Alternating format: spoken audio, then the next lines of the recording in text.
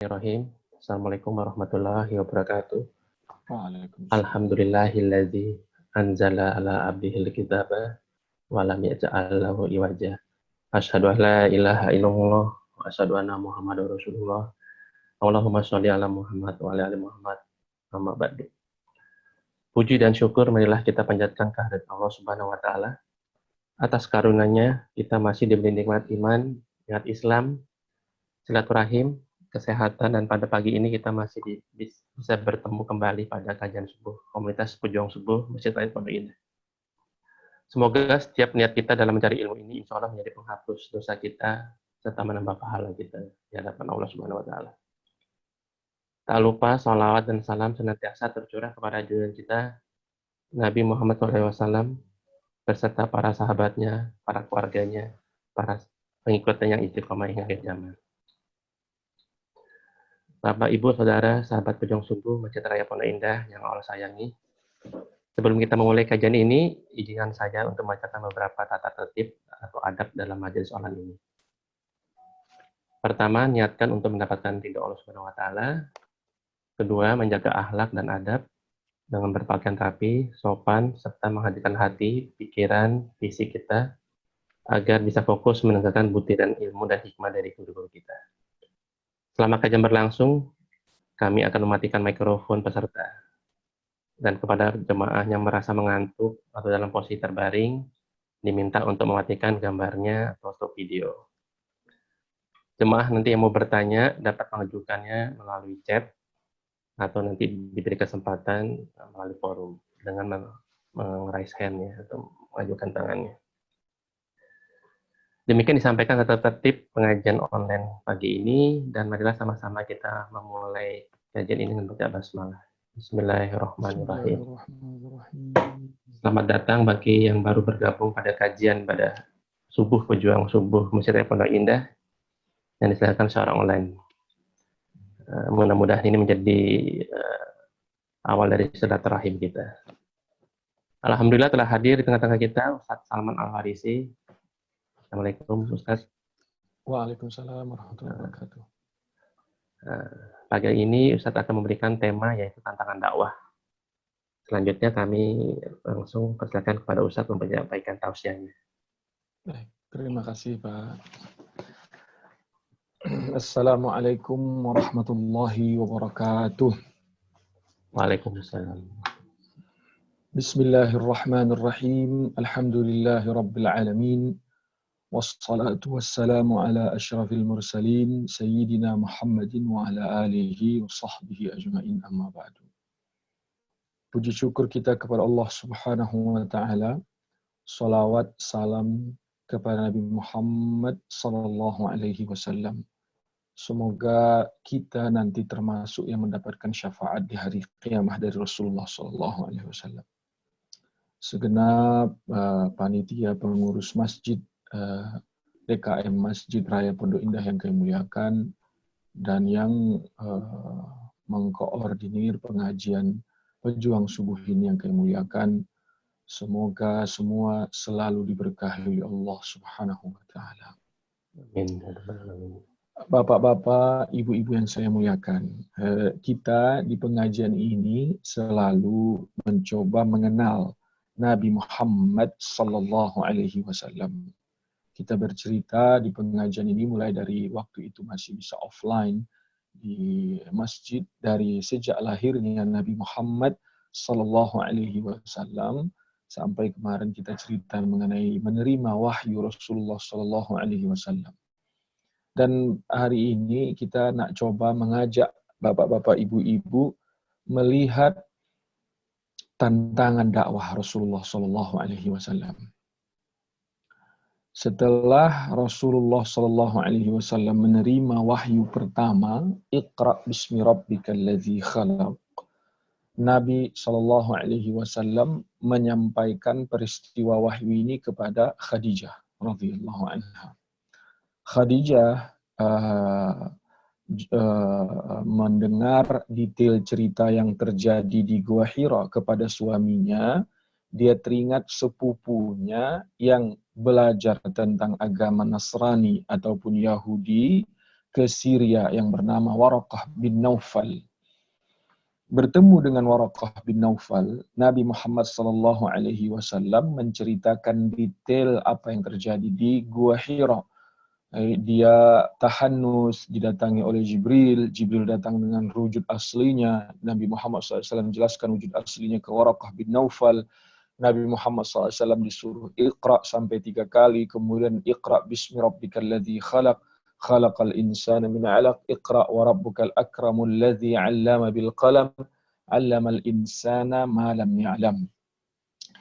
Ini Waraqah bin Naufal mendengarkan cerita Nabi Muhammad SAW. Komentar Waraqah hanya satu.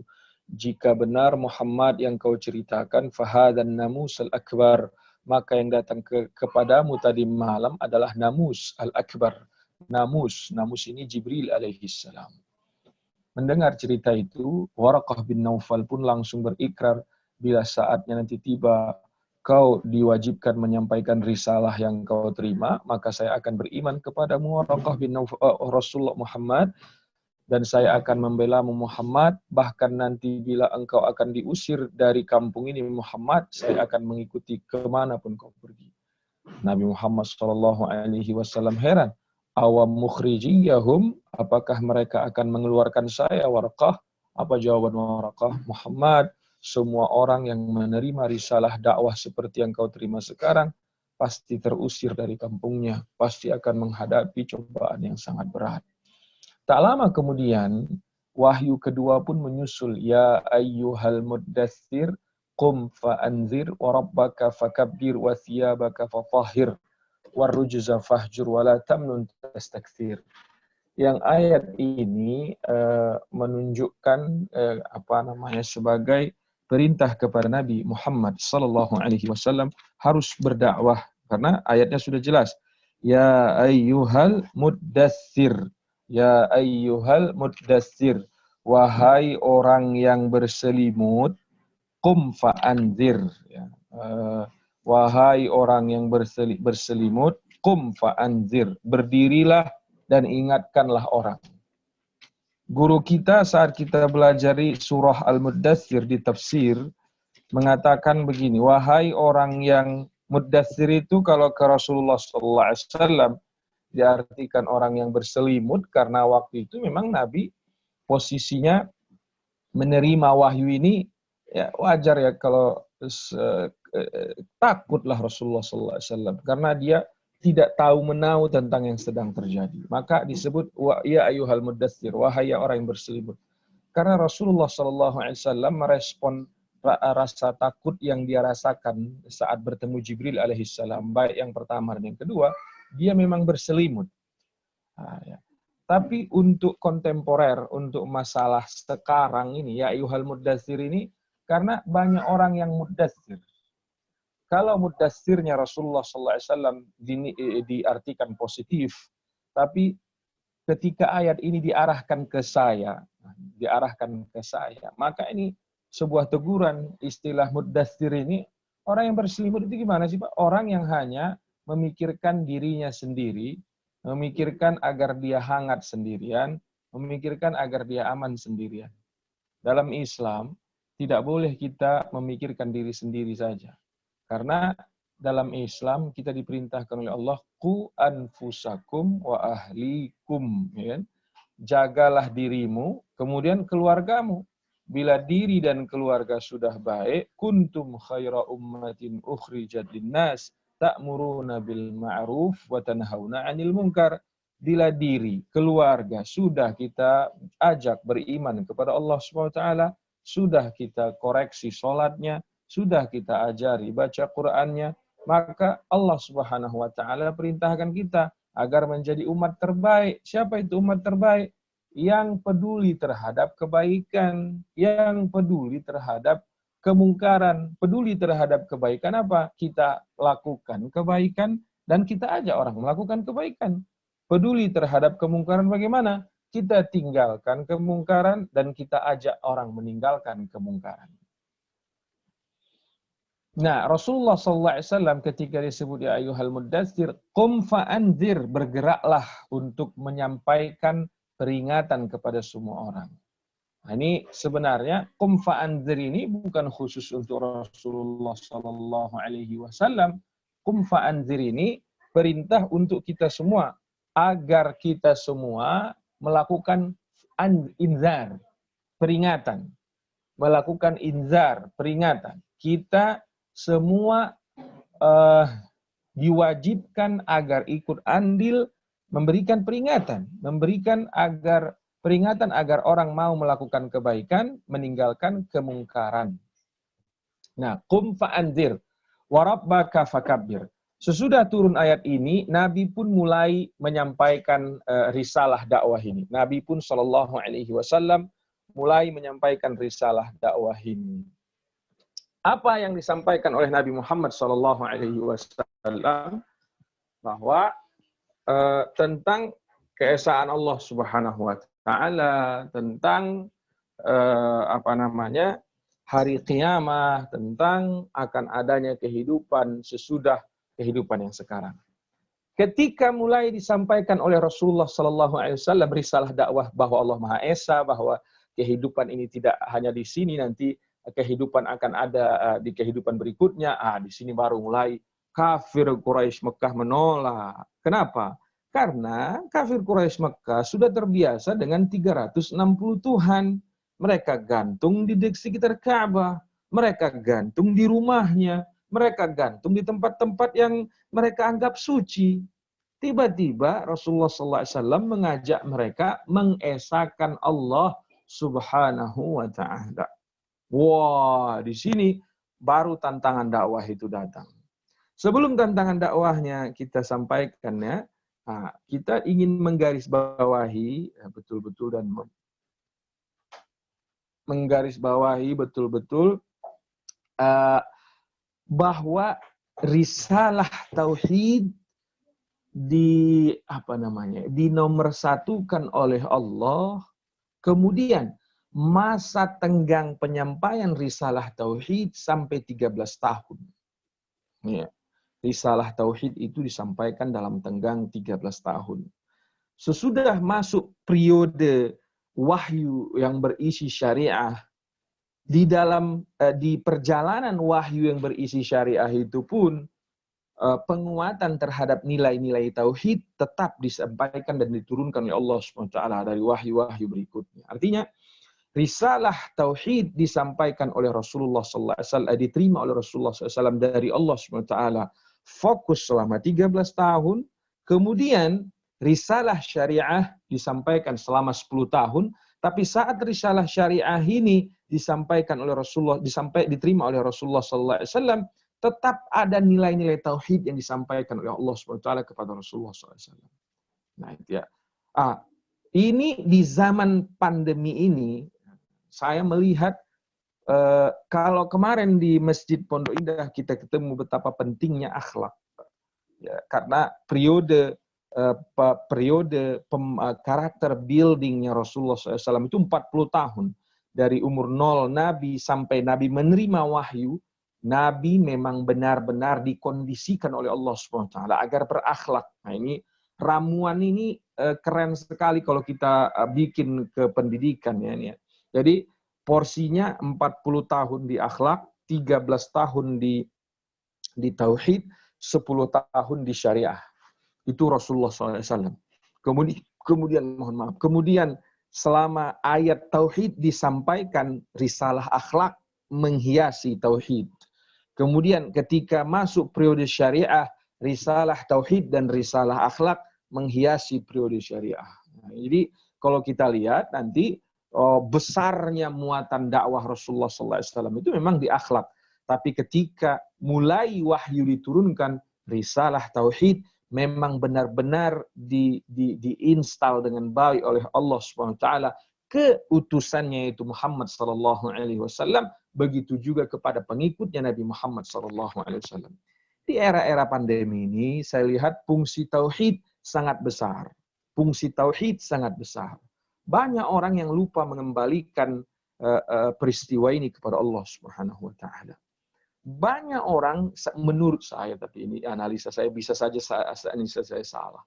Ketakutan yang berlebihan banyak ditunjukkan oleh orang. mereka lupa bahwa ini desain Allah Subhanahu wa taala. Mereka lupa bahwa si corona ini, COVID-19 ini adalah utusannya Allah Subhanahu wa taala sebagai ujian bagi kita. Jangankan di masa kita yang penuh dengan dosa, saat masa gemilangnya iman, gemilangnya tauhid, di era-era sahabat Umar bin Khattab radhiyallahu anhu warḍah, mereka diuji dengan taun yang setelah saya pelajari, taun dan corona ini ibarat langit dan bumi. Taun ini penyakit yang benar-benar berbahaya, gitu. Benar-benar berbahaya. Sementara COVID-19 ini saya tidak lihat adanya persamaan antara corona dan COVID dan taun. Jadi ini ujian Allah Subhanahu wa taala dan kita respon dengan apa? Tauhid. Kita respon dengan iman kepada Allah Subhanahu wa taala. Apa respon iman itu maksudnya? Ya, jangan sampai kita lebih menakuti COVID-19 daripada Allah Subhanahu wa taala. Ya, kematian akan datang dimanapun kita berada. Tapi berusaha agar jangan sampai kita justru menantang kematian, memang tidak boleh. Tapi bahwa berlebihan kita merespon takutnya terhadap kematian yang disebabkan corona ini atau COVID-19 ini, saya khawatir nanti kita termasuk kepada al-wahan. Al-wahan itu sifat orang-orang akhir zaman ketika apa? Takut dia terhadap kematian. Ya.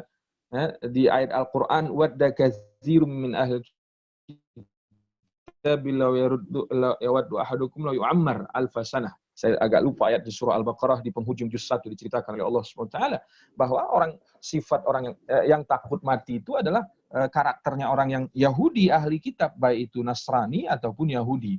Orang beriman itu tidak menantang maut, tapi juga tidak takut terhadap maut. Ya. Dia tidak takut terhadap kematian. Bahkan guru saya Habib Al-Jufri, beliau guru kita di Mekah, sekaligus beliau seangkatan juga dengan kita karena sama-sama belajar di Sayyid, sealma mater sama kita karena sama-sama belajar di Sayyid Muhammad Ali Al-Maliki. Tapi beliau lebih tepatnya guru kita gitu ya. Dia bilang apa? Loh, kalau memang kematian itu datang bagi orang yang beriman malah menyambutnya dengan senyuman. Kenapa? Karena jarak antara kita dan Allah Subhanahu wa taala adalah kematian yang kehidupan yang sedang kita jalani ini. Nah, iman sekali lagi, iman adalah komposisi pertama sesudah akhlak digembleng oleh Allah SWT ke Rasulullah SAW. Imanlah yang disampaikan ke Rasulullah SAW dan Rasulullah SAW menyampaikan iman ini kepada umatnya. Ya. Nah, kemudian sesudah mulai Nabi menyampaikan iman ini, baru kita lihatlah, dapatlah Nabi tantangan dakwah. Di majelis kita ini ada beberapa ustadz yang hadir. Nah, ini saya ingin mengajak ustadz yang hadir memahami betul ini agar kita lebih kuat lagi dalam berdakwah. Tapi ini bukan khusus untuk ustadz, ini untuk kita semua. Karena tadi apa? Bahwa perintah qum fa'anzir itu untuk kita semua. Kita jangan jadi orang yang berselimut. Apa itu orang yang berselimut jika untuk kita? Orang yang hanya memikirkan keamanan dirinya sendiri. Kita adalah orang yang mengajak orang lain agar beriman kepada Allah SWT. Resikonya bila kita sudah mulai mengajak orang beriman kepada Allah SWT, kita akan ikut menerima apa yang diterima oleh Rasulullah SAW. Kalau Rasulullah SAW luar biasa, ya, dia dicaci, Pak, dia dimaki. Dia dicaci, dia dimaki. Dia dikasih merek seorang sahir, dia dikasih merek seorang gila. Dia dikasih merek penyair, syair, sahir, majnun, kahin, ya gitu ya. Kahin ini disebut dia peramal. Tapi Rasulullah SAW santai saja meresponnya. Nah, ini saya aja lah saya cerita ya. Saya kadang-kadang dikasih merek aja oleh orang, entah misalnya saya pernah dikasih merek oleh teman-teman saya di Mekah itu kan taunya saya ini beraliran seperti Sayyid Muhammad Al-Maliki, saya ikut Maulid Nabi, layaknya habaib, layaknya NU lah ya. Nah, tiba-tiba waktu itu saya di Mekah, di Jakarta, awal-awal saya sampai di Jakarta, banyak saya bersahabat dengan teman-teman Salafi dalam dakwah. Awal-awal dulu saya banyak berteman dengan Salafi dalam dakwah. Sampai hari ini pun saya tak berteman, tapi waktu itu banyak sekali. Teman-teman saya dari Mekah bilang apa? Ah, si Salman sudah jadi Wahabi. Nah, gitu ya. Apa yang terjadi dalam hati saya? Tersinggung langsung saya. Baru dibilang Wahabi saja kita udah tersinggung. Bayangkan kalau Nabi dibilang gila. Ah, gitu ya. Dibilang gila, dibilang penyihir, dibilang kang santet. Tapi Nabi responnya santai aja. Saya baru dibilang Wahabi, padahal Wahabi atau NU atau Habaib tetap orang yang beragama Islam, tetap orang yang mengucapkan 2 kalimat syahadat, tetap orang yang melakukan sholat dan lain-lain sebagainya. Hanya saja di kalangan NU Wahabi ini dinilai gimana, orang Wahabi juga menilai NU gimana gitu kan. Nah, ternyata saya menemukan hal itu juga di ustadz-ustadz kita yang lain. Misalnya teman-teman saya dari Madinah nih. Teman-teman dari Madinah kan rata-rata salafi dia kan. Dakwahnya, alirannya pasti salafi. Ketika dia coba mendekat ke wilayah kampung-kampung yang tradisinya ke-NU-an, pasti nanti dibilang juga oleh sahabat-sahabat alumni Madinah, ente sudah ahli bid'ah ente. Ini kita dalam hal menyampaikan agama ini akan cepat datang merek-merek. Sama seperti Rasulullah SAW. Merek, label akan cepat sekali. Ya, akan cepat sekali. Ketika saya mulai berdakwah, mulai mengajak orang lebih moderat dalam berpikir, terutama dalam merespon beberapa ayat Al-Quran yang saya ajak supaya lebih terbuka, lebih open-minded, langsung kita dibilang oleh sahabat-sahabat kita, si Salman liberal. Jadi, setiap kita ingin mengajak orang memahami agama lebih luas, lebih mengangkat batas Wahabi atau apa, pasti kita dikasih merek. Nah, merek yang dikasih itu padahal tidak negatif seperti yang diterima oleh Nabi. Nabi menerima merek sahir, kahin, syair, majnun. Nah, itu ya. Dan Nabi SAW slow respon, bukan slow respon, santai responnya, relax saja Rasulullah SAW. Melihat ini, nah ini pas kita semua yang akan ikut menjadi dai.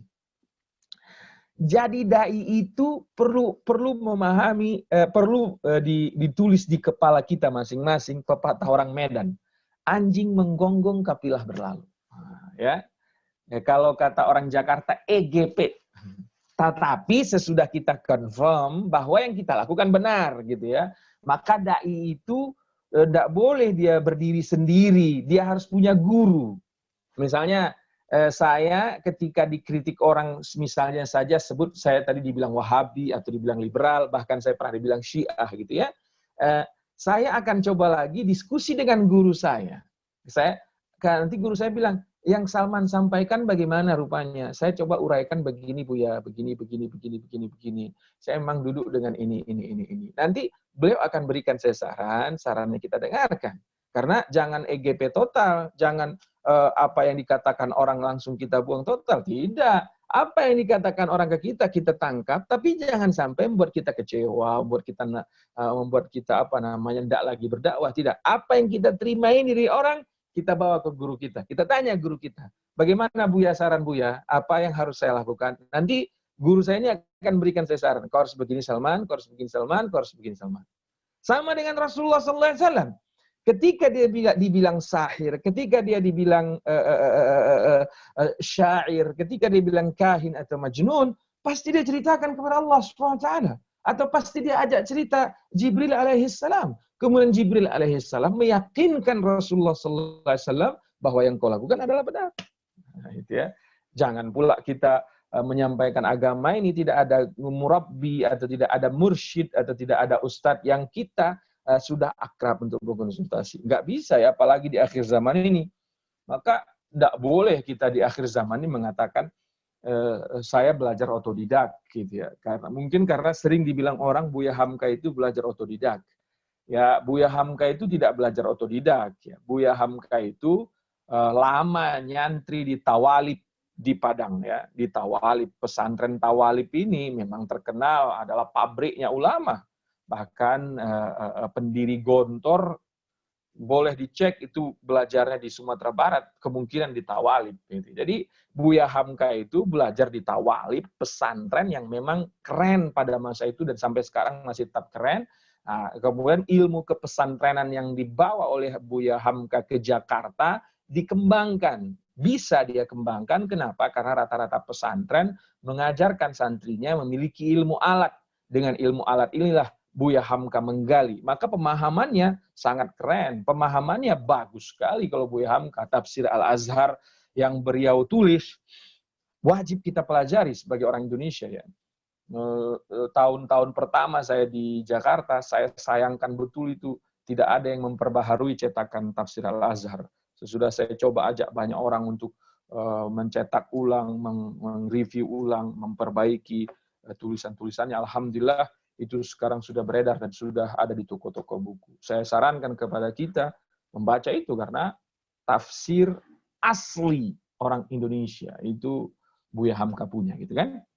Jadi kita saat kita berdakwah ini memang perlu punya sikap prinsip jangan kita tergoda, jangan kita terganggu dengan merek yang diberikan oleh orang lain. Tetapi merek itu kita tangkap, kemudian kita konsultasikan ke guru kita sehingga kita mendapatkan pituah-pituah untuk langkah-langkah kita berikutnya. Ketika Rasulullah SAW sabar menerima merek ini, jadi telinganya Rasulullah SAW betul-betul betul-betul menganggap cacian dan makian mereka itu angin lalu. Akhirnya apa yang dilakukan oleh orang kafir Quraisy Mekah? Mereka mencoba menempeleng Rasulullah SAW, memukul Rasulullah SAW. Luar biasa. Kita ini Masya Allah, ini kadang-kadang saya mendengarkan keluhan asatis kita ya. Keluhan asatis kita itu maksud saya apa? Saya punya banyak teman-teman yang sama-sama penceramah, pendakwah, mereka sering mengeluh tentang tantangan dakwah gitu ya. Saya sering ajak diskusi lagi. Sebenarnya tantangan dakwah yang kita terima di akhir zaman ini sedikit bila dibandingkan dengan Rasulullah SAW. Di akhir zaman ini kita tidak ada menerima tempelengan dari orang. Apalagi berdakwah di Jakarta, di kota-kota besar, itu jarang sekali orang menempeleng. Kenapa? Karena di kota-kota besar, orang sudah open-minded, orang sudah terbuka, orang sudah lebih banyak memiliki background, ilmu pengetahuan, sehingga mereka lebih mudah menerima.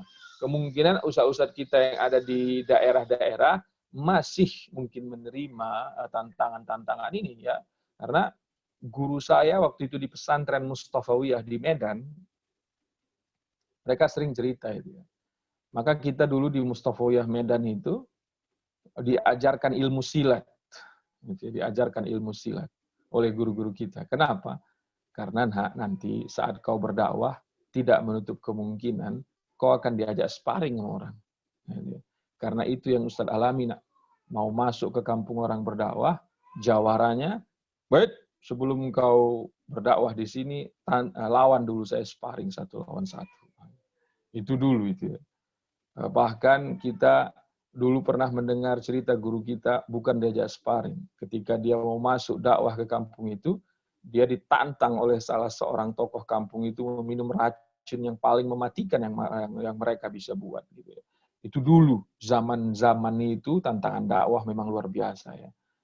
Pada masa guru-guru saya, mereka sering mengalami karena salah menyampaikan langsung dipenjara. Gitu ya. Saya memiliki beberapa guru waktu saya masih di Medan, ketika kita dikader menjadi dai.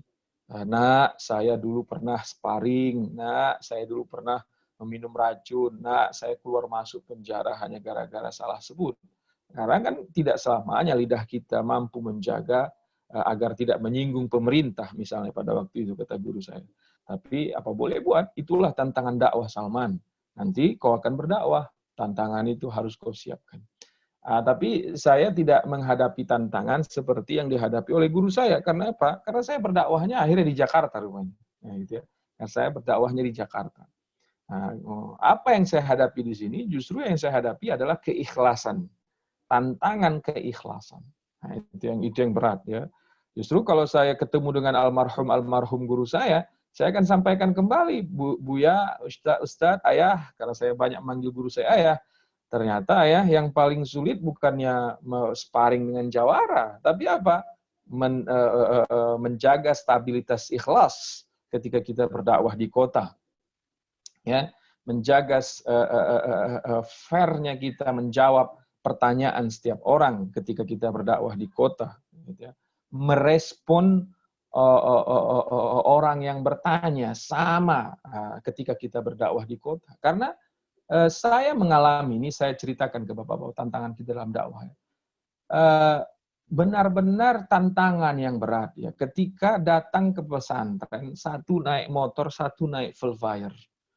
Ya, satu datang ke pesantren ingin ketemu saya, itu naik motor. Ya, mukanya kucel, berminyak, ya, bau asap. Yang satu lagi naik Velfire. Ya, muka bersih, wangi. Ini ujian dakwah. Mampukah saya sebagai seorang dai menyambut mereka berdua sama persis tanpa ada pembeda yang saya lakukan? Wah, ini justru tantangan yang sangat berat. Gitu ya. Tantangan yang sangat berat.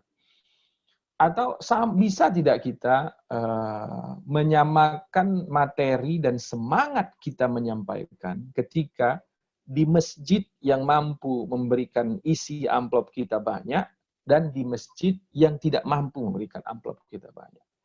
Ini justru tantangan yang sangat berat. Ya. Berat sekali. Kalau kita sparring dengan jawara seperti yang dialami oleh guru-guru saya, kalau saya kalah, paling saya tidak bisa berdakwah. Selesai malah. Ya. Kalau yang saya hadapi adalah meminum sianida misalnya, kalau saya tidak punya perlindungan diri yang baik, paling saya mati. Selesai. Sudah. Tapi ketika yang saya hadapi adalah seperti yang saya ceritakan tadi, dia terus-menerus akan kita hadapi sampai betul-betul kita mampu merespon itu seikhlas-ikhlasnya hanya mengharap ridha Allah Subhanahu wa taala. Nah, Nabi Shallallahu alaihi wasallam, kembali lagi kita ke Nabi, sesudah mendapat merek ditempeleng Rasulullah sallallahu alaihi wasallam. Bahkan Nabi pernah disiram pakai kotoran onta seember. Wahai dai, kita ini semua dai, kita tidak pernah disiram pakai kotoran onta seember. Rasulullah SAW disiram oleh orang kafir Quraisy sekotoran ember. Yang nyiram bukan orang jauh, Akhnas ibn Syarik, tetangga Rasulullah SAW, nggak jauh rumahnya dari Rasulullah SAW. Ya, Akhnas bin Syarik. Dendamkah Rasulullah kepada Akhnas? Tidak, kawan. Luar biasa. Saat Rasulullah SAW pulang dari Taif ketika hijrah ke Taif tidak mendapatkan hasil, yang dihubungi oleh Rasulullah SAW agar bisa kembali masuk ke kota Mekah, salah satunya adalah Akhnas ibn Syarik. Ya, salah satunya Akhnas bin Syarik.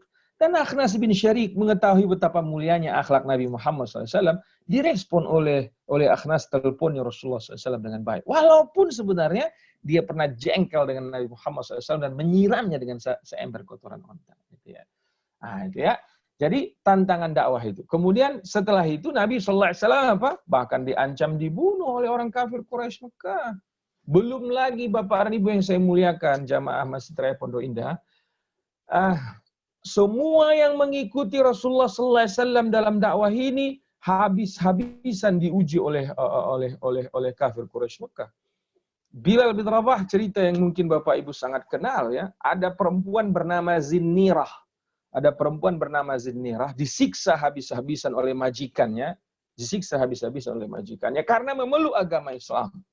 Abu Bakar As-Siddiq radhiyallahu anhu arda mendengar berita itu, pergi ke rumah majikan Zinnirah dan membeli Zinnirah. Jadi Abu Bakar itu Pak berjuang dalam dakwah dalam hal membeli hamba, bukan hanya Bilal. Yang pernah saya baca saja ada 6 di Sirah Ibn Hisham. Ya. Di Sirah Ibn Hisham ada 6 yang diceritakan oleh Ibn Hisham, orang-orang yang dibeli oleh Abu Bakar untuk dimerdekakan. Ya, Zinnirah ini termasuk diantaranya. Zinnirah ini disiksa oleh majikannya, kemudian dibeli oleh Abu Bakar As-Siddiq radhiyallahu anhu arda. Sesudah dibeli oleh Abu Bakar As-Siddiq, setelah Islamnya lebih merdeka, mengalami buta pula dia, dan dia ini disumpah oleh majikannya, tuh kan, ente ana bilang ikut agama aneh, sekarang ente dimerdekakan Abu Bakar malah buta, ente dilaknat oleh Hubal, ente dilaknat oleh Latta, Uzza dan Manat. Kemudian Zinnirah mengelilingi Ka'bah sambil berdoa kepada Allah SWT. Ya Allah, sebenarnya bukan saya tidak sabar menahan sakitnya mata ini atau butanya mata saya. Saya ingin membuktikan kepada majikan saya bahwa Hubal, Latta, Uzza, dan Manat tidak mampu membutakan saya atau memelekkan saya. Maka dengan rahmat dan kasih sayangmu, aku minta kepadamu, ya Allah, tolong sehatkan kembali mataku ini demi membuktikan iman itu, ya Allah. Akhirnya, Zinnirah doanya dikabul dan dia bisa melihat kembali. Inilah yang dihadapi oleh para sahabat, Rasulullah Shallallahu Alaihi Wasallam ketika mereka berdakwah. Nah gitu ya. Segitunya Bapak dan Ibu yang saya muliakan, segitunya Nabi itu saat berdakwah sudah memiliki status sosial yang hebat. Pertama, dia suku Quraisy. Artinya apa? Dia adalah tuan rumah di Mekah. Kakeknya adalah presidennya Mekah gitu loh. Abu Thalib pamannya pengganti kakeknya menjadi presidennya Mekah pada waktu itu. Paman-pamannya adalah orang-orang besar di Mekah pada waktu itu. Nah, gitu ya. Luar biasa. Dari segi pribadi Rasulullah SAW, dia adalah orang yang kaya raya. Ini yang sering saya sampaikan kepada kita pada pekan lalu, seperti sudah saya sampaikan, bahwa seorang da'i wajib kaya. Ya. Kalau masih miskin, lebih baik jangan dulu berdakwah. Ya. Kalau menurut saya begitu. Kalau masih miskin, mending kayakan dulu diri. Kaya itu maksudnya bukan harus punya Velfire, ya. Minimal makan 3 kali sehari semalam sudah ada, pampers, listrik, kalau ngontrak, kalau pokoknya kebutuhan-kebutuhan pokok sudah kita bisa penuhi, barulah mulai berdakwah. Kalau belum, saran saya kondisikan dulu kebutuhan pokok sudah ada, baru mulai berdakwah. Karena kalau kebutuhan pokok nggak ada, apalagi nih masa-masa pandemi ini, sudah banyak ustadz-ustadz yang datang ke rumah nih, gimana nih Salman nih, nggak ada pengajian yang buka. Kenapa dia ngeluh nggak ada pengajian yang buka? Karena tanpa pengajian dapur nggak ngebul. Ya. Tanpa ceramah, tanpa undangan ceramah, dapur nggak ngebul. Kemarin imam-imam sholat banyak yang ngeluh ke saya. Kenapa? Karena masjidnya udah hampir sebulan nggak buka. Tromol infak tidak bisa dijalankan. DKM masjid pun terpaksa minta maaf ke imam-imam, gitu kan? Nah, itu ketika berdakwah belum menstabilkan minimal kebutuhan pokok. Nah, kita kembali ke Rasulullah SAW. Rasulullah SAW bukan sekedar stabil kebutuhan pokok. Rasulullah SAW bahkan berlebih dalam hal harta saat mulai dakwah. Sebegitunya pun kondisi Nabi dalam dakwah, dia dicaci, dia dimaki, dia ditempeleng, bahkan dia diembargo selama 3 tahun. Kawan, tuh, ini ketika saya belajar di Mekah, saya bilang inilah yang menjadi talak ukur kita mewajibkan ustadz itu kaya. Ustadz itu minimal memiliki kebutuhan pokok. Kenapa? Kalau dia diembargo kayak Nabi 3 tahun, bayangkan ya. Wah, itu bisa kejual semua iman kita kalau kita kayak mengalami itu. Loh, kan udah kita tahu bahwa banyak saudara-saudara kita yang imannya ditukar dengan Indomie. Ya, itu semua karena apa? Karena kebutuhan pokok. Karena kebutuhan pokok. Kita tidak tahu, sudah banyak mungkin ustadz-ustadz yang jatuh harga dirinya karena kebutuhan pokoknya tidak ada.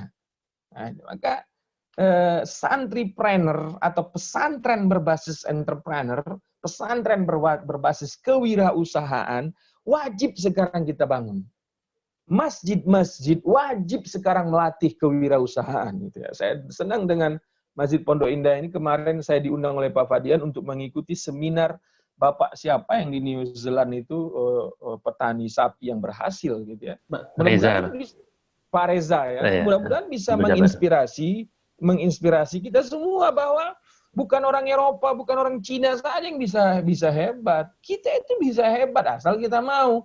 Cuman orang Indonesia, Melayu terutama yang paham agama ini, kalau sudah diajak usaha, mentalnya lemah gitu loh. Baru diajak macul aja udah ngos-ngosan. Baru diajak berpanas-panas sudah takut hitam, nanti kalau ceramah katanya kelihatan hitam. Ini yang saya lihat di mental-mental ustadz-ustadz kita, terutama ustadz yang sebaya-sebaya saya. Kalau yang senior saya nggak berani komentari. Yang sebaya-sebaya saya selalu mengeluh, selalu mintanya, Salman kasih saya jadwal ceramah dong. Jangan, itu kawan yang kau bikin. Itu bangunan yang tidak kokoh jadwal ceramah itu, saya bilang. Apa dong Salman? Ayo kita bertani, aku bilang. Ayo kita usaha. Saya kebetulan saat ini bertani, gue bilang. Saya kebetulan saat ini bertani dan beternak. Bukan saya paksa seorang itu wira swastanya harus bertani dan beternak. Cuman ketika kau bertani, modalnya mudah. Kau pergi saja ke Lewiliang, gue bilang, sewa tanah di Lewiliang itu paling 1 juta sehektar setahun, kan gitu. Tanam kedelai, orang Indonesia udah nggak produksi kedelai, Pak. Padahal orang Indonesia bikin tempe. Sekarang kedelai kita di pasar dari Brasil. kedelai yang udah nggak sehat, yang sudah general modification, entah apa namanya, GMO, yang sudah kandungan-kandungan yang tidak baik. Kenapa? Karena kita membiarkan maksudnya mental wira swasta ini tidak ada, petani ini tidak ada gitu. Nah, saat kondisi pandemi ini apalagi, yang survive justru petani. Minimal dia tidak mengeluh tentang kebutuhan sehari-harinya. Makanan ada terus. Kita di pesantren standby betul. Ada jagung yang mungkin beberapa hari lagi bisa panen. Berapa hari lagi, beberapa minggu lagi. Kalau Pak Fadian and friend Majelis Raya Pondok Indah ini mau datang, silakan nanti pas panen jagungnya. Kita bakar jagung sambil bakar ikan. Insya Allah, Ubi Ustaz. sebentar lagi. Insya Allah, Ustaz. Insya Allah ya. Ubi sebentar lagi panen, ya kita bakar ubi. Nah ini yang saya lihat dari Rasulullah SAW. Standby betul kebutuhan pokoknya, sehingga dia dakwahnya lebih langgeng. Saya ulangi lagi, sebegitu standby-nya pun kondisi Nabi dalam berdakwah, dia tetap dicaci, dimaki, dipukuli, bahkan diembargo Nabi 3 tahun, kawan. Ini baru kena pandemi 4 bulan aja udah menjerit semuanya. Ya, menjerit kita semuanya. Nabi 3 tahun. Nggak laku barangnya dijual, nggak mau orang menjual ke Rasulullah SAW. Dan kalau kita cek tuh ya, saya coba cari kitab-kitab sejarah yang mengatakan Nabi mengeluh saat diembargo selama 3 tahun. Nggak nemu saya Pak, sampai riwayat dhaif pun sobat saya cari, ada nggak sih Nabi ngeluh seperti para ustadz kita sekarang hanya gara-gara jadwal ceramah, nggak ada ngeluh. Baru 4 bulan. Ini Nabi 3 tahun diembargo. Maka saya keluarkan statement, mengeluh itu bid'ah dhalalah. Mengeluh itu bid'ah dhalalah. Nabi tidak mengeluh, 3 tahun kawan diembargo. Diceritakan Nabi menikmati betul lelumutan hijau yang hidup di permukaan bebatuan Mekah. Dia lalap. Berarti Nabi ini mirip-mirip orang Sunda juga ini ya. Jadi hijau-hijauan langsung bisa dimakan gitu ya. Dan ketika Nabi memakan itu, tak nampak, kata para sahabat, tak nampak di wajahnya itu wajah sedih, kesal, tak nampak. Nggak ada kelihatan sedikit pun. Yang terlihat, kata para sahabat, tenang, damai, tak ada kusut kemusai kelihatan. Sampai di tatapan matanya pun, kata Abu Bakar As-Siddiq, tak pernah saya lihat ada keluhan di wajahnya selama dia diembargo 3 bulan. Wow, keren sekali ya. Ini tantangan dakwah Nabi kalau kita ukur ya, kita jauh dari tantangan itu. Tantangan kita apa sih sebenarnya dalam dakwah? Cuma dikasih merek Wahabi, Syiah, Sunni atau apa, udah nelangsa kita, dibilang liberal kita udah nelangsa kita ya kan. Dibilang orang tahu, kita udah gentar kita gitu ya. Nah, kalau Rasulullah SAW sampai di embargo 3 tahun pun tetap luar biasa. Sesudah embargo itu mampu dilewati oleh Nabi, orang kafir Quraisy Mekah udah kehabisan akal, maka mereka putuskan Muhammad harus kita bunuh. Nah gitu ya. Muhammad harus kita bunuh. Itu pun Nabi SAW tetap santai saja. Akhirnya mulailah proses-proses Nabi hijrah. Sampailah Nabi hijrah ke Madinah.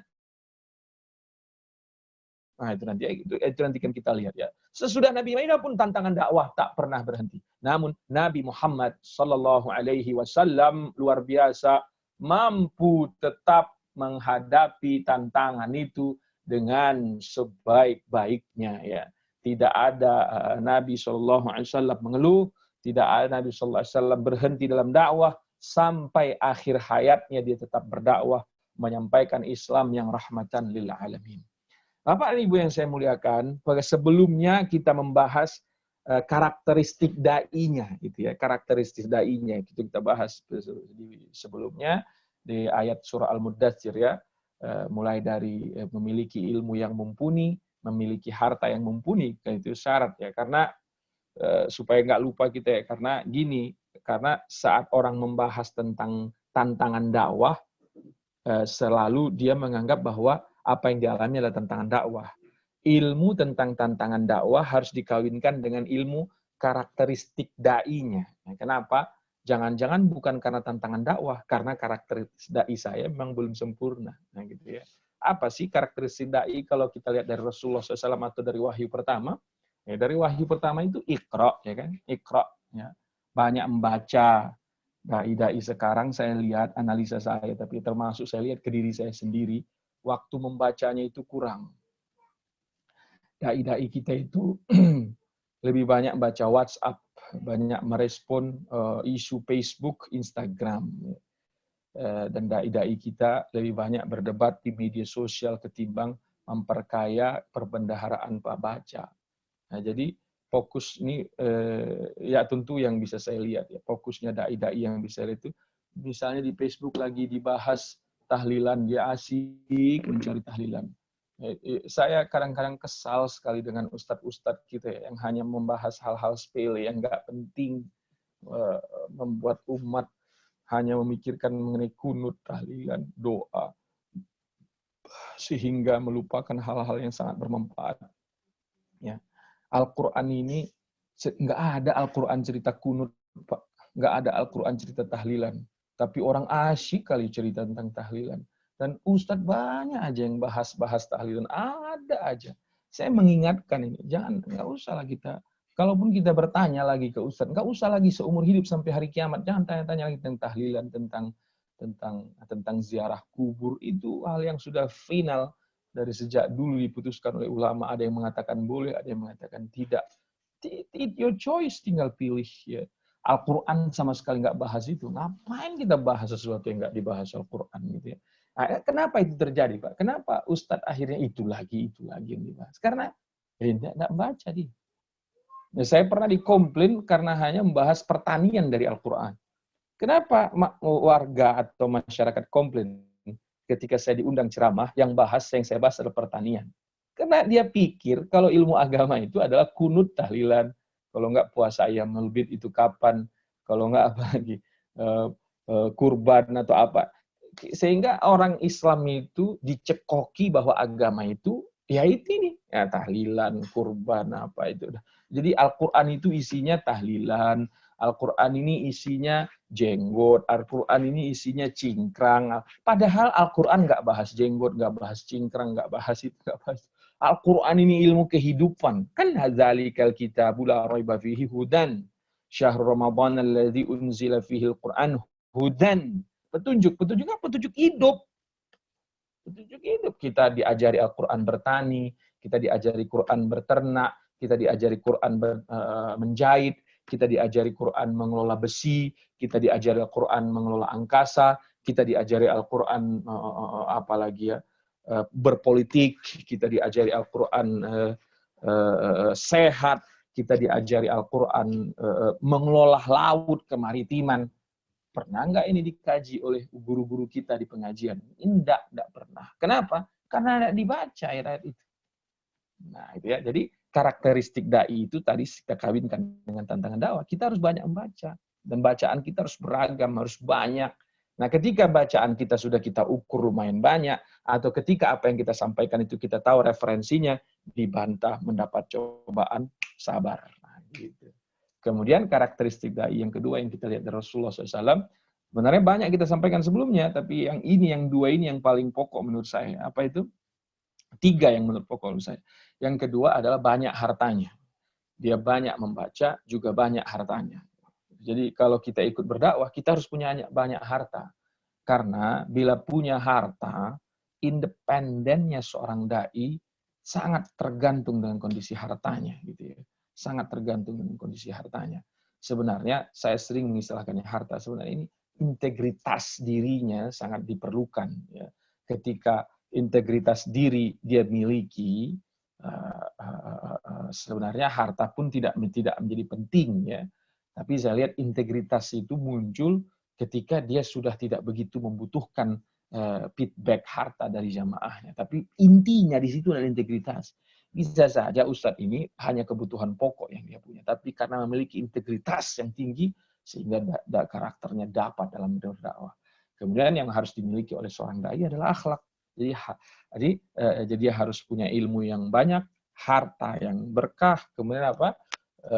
Akhlak harus dipunya. Nah, baru ketika tantangan-tantangan ini datang, sabar, insya Allah Allah pasti akan bantu. Seberat apapun pasti Allah bantu. Ya, Nabi Muhammad SAW sangat berat. Sampai tadi di embargo, direncanakan dibunuh, terusir dari kampungnya. Sesampai di Madinah, ada perang yang harus dihadapi oleh Rasulullah SAW. Ya, ada perang. Mana lagi orang kafir pada waktu itu, kalau datang memerangi Nabi, selalu di bulan Ramadan. Beberapa kali di bulan Ramadan. Itu ujian bagi Rasulullah SAW dan para sahabat.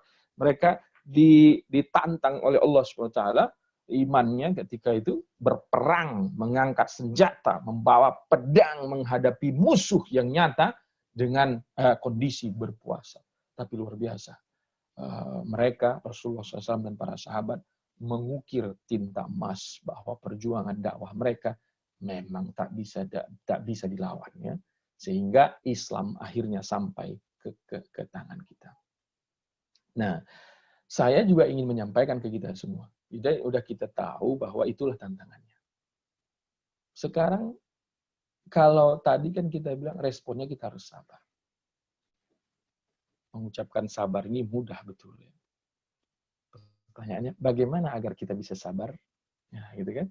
Bagaimana agar kita bisa sabar? Kalau dari guru-guru kita tanya nih, bagaimana caranya supaya kita bisa sabar, ya Ustaz? Bagaimana supaya kita bisa sabar? Mereka akan jawab gini apa? Dekatkanlah diri dengan Allah Subhanahu wa Ta'ala. Istilah guru-guru saya selalu begitu ya. Supaya kau sabar, Salman, kau harus dekatkan diri kepada Allah Subhanahu wa Ta'ala. Apalagi di zaman sekarang, kalau Salman kau pelajari dakwah Nabi seperti yang kau bilang tadi tantangannya, maka kita di zaman ini berubah, tantangannya berubah. Kadang-kadang bapak-bapak, ibu-ibu, kita memang nggak dicaci orang, kita memang nggak dimaki orang, ya, kita nggak ngalami embargo. Justru apa? Sebagian orang istrinya nggak setuju dia berdakwah. Nah, itu luar biasa kan? Kalau dia perempuan, daiyah, ustazah, suaminya nggak setuju dia berdakwah. Nah, itu tantangannya sangat berat itu. Berat menghadapinya. Ya. Berat sekali menghadapi itu.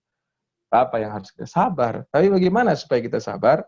Supaya kita bisa sabar, kita harus dekat dengan Allah. Terus, bagaimana caranya supaya dekat dengan Allah? Guru saya itu santai. Ya, Salman katanya. Supaya dekat dengan Allah, yang pertama kali kau lakukan ya sholat 5 waktu tepat waktu. Kan Allah berfirman dalam Al-Quran, wasta'inu bis-sabri was-salah. Minta tolonglah kepada Allah dengan sabar dan sholat. Nah, sabar dan sholat ini maksudnya, ketika guru saya menjelaskan, sholat ini akan menguatkan sabar kita. Nah, sholat ini akan menguatkan sabar kita. Jadi, supaya kita banyak sabar, kita harus banyak sholat. Ya, yang pertama, terapinya ya jangan pernah tinggalkan sholat tepat waktu. Ya, ini. Kemudian, banyakkan sholat sunnah. Nah, kemudian supaya kita banyak sabar, satu lagi, supaya kita banyak sabar, banyak baca Al-Quran. Karena Allah bilang, Al-Quran itu syifa'un lima fis sudur. Ya, Al-Quran itu obat yang ada di dalam dada. Kalau kata guru kita, ini adalah obat kesalnya hati. Nah, itu Al-Quran itu ya. Obat kesalnya hati. Kalau jadi kesal banget kita, ya udah baca Al-Quran. Bismillahirrahmanirrahim. Alam tara kaifa fa'ala rabbuka bi ashabil fil. Baca Al-Quran banyak-banyak. Insya Allah kesal itu akan hilang. Akhirnya kita dakwah lagi. Gitu ya. Kesal lagi, sholat lagi, baca Quran lagi. Kesal lagi, sholat lagi, baca Quran lagi. Ya, gitu terus. Kemudian kita banyak-banyaklah bersalawat kepada Nabi Muhammad Sallallahu Alaihi Wasallam. Ini saja Bapak-Bapak, Ibu-Ibu yang saya sampaikan sebagai tema tentang tantangan dakwah Nabi di zaman itu. Dan kita sudah sebutkan beberapa tantangan dakwah di zaman kita ini. Semoga kita semua berani mengambil tugas dakwah ini ya. Kalau hanya ustadz saja nanti nggak bisa kita, ya, nggak kelar ini kerjaan ini. Bapak punya usaha, berdakwalah dengan rezeki Bapak. Bapak punya keterampilan, berdakwalah dengan keterampilan Bapak. Bapak punya jabatan, berdakwalah dengan jabatan Bapak. Bapak punya ilmu, berdakwalah dengan ilmu Bapak. Bapak punya status sosial yang hebat di masyarakat, berdakwahlah dengan status sosial Bapak. Bapak orang yang tampan, ibu orang yang cantik, berdakwahlah dengan kecantikan dan ketampanan. Apalagi Bapak punya suara yang bagus, berdakwahlah dengan suara yang bagus. Bapak bisa metik gitar, petiklah melodi gitar yang membuat membuat orang mengingat Allah Subhanahu wa taala. Apapun yang kita punya, bawa dia ke dakwah, bawa dia untuk mengabdi kepada Allah Subhanahu wa taala, menyampaikan agama ini. Resikonya pasti ada. Silakan Pak Moderator, saya Iya. kembalikan ke Bapak. Silakan yang ada mau bertanya. Jazakallah khair Ustaz. Subhanallah. Materi Pak sangat Iyakum. menguatkan kita nih Ustaz yang suka baper nih kadang-kadang dalam melakukan dakwah ini. Jadi memang ketika kita mendapat tantangan dakwah itu sesungguhnya ada uswatun hasanahnya ya Ustaz. Iya, Rasulullah betul, ya, kita betul, Ustaz. Betul, belum Ustaz. seberapa lah. Jadi penting adalah Jauh. ikhlas ya. Iya. Baiklah, kita akan masuk ke sesi tanya jawab. Tapi mohon izin Ustaz, sebelumnya ada maklumat yang harus kami sampaikan. Boleh. Insya Allah maklumat pertama, besok Ahad pagi, tanggal 5 Juli, kajian akan disampaikan oleh guru kita, Dr. Fahmi Salim, dengan tema Tadabbur Al-Quran, mulai dari surat Al-Baqarah ayat 180. Kemudian pada kajian tersebut akan dilanjutkan dengan kita menyebutnya tour online. Pada kesempatan ini, insya Allah besok kita akan mengunjungi negara Korea nih Ustaz. Masya Allah. Kalau tempo hari New Zealand, sekarang Korea. Masya Allah. Tapi ada yang tanya, ini Koreanya Korea Utara atau Korea Selatan? Korea Selatan tuh kayaknya. Korea Selatan ini Korea Selatan. Benderanya saya lihat tuh. Kita konfirmasi ini Korea Selatan. Kita akan melihat kehidupan Muslim dan perkembangan Islam di negara tersebut mulai jam 7 pagi.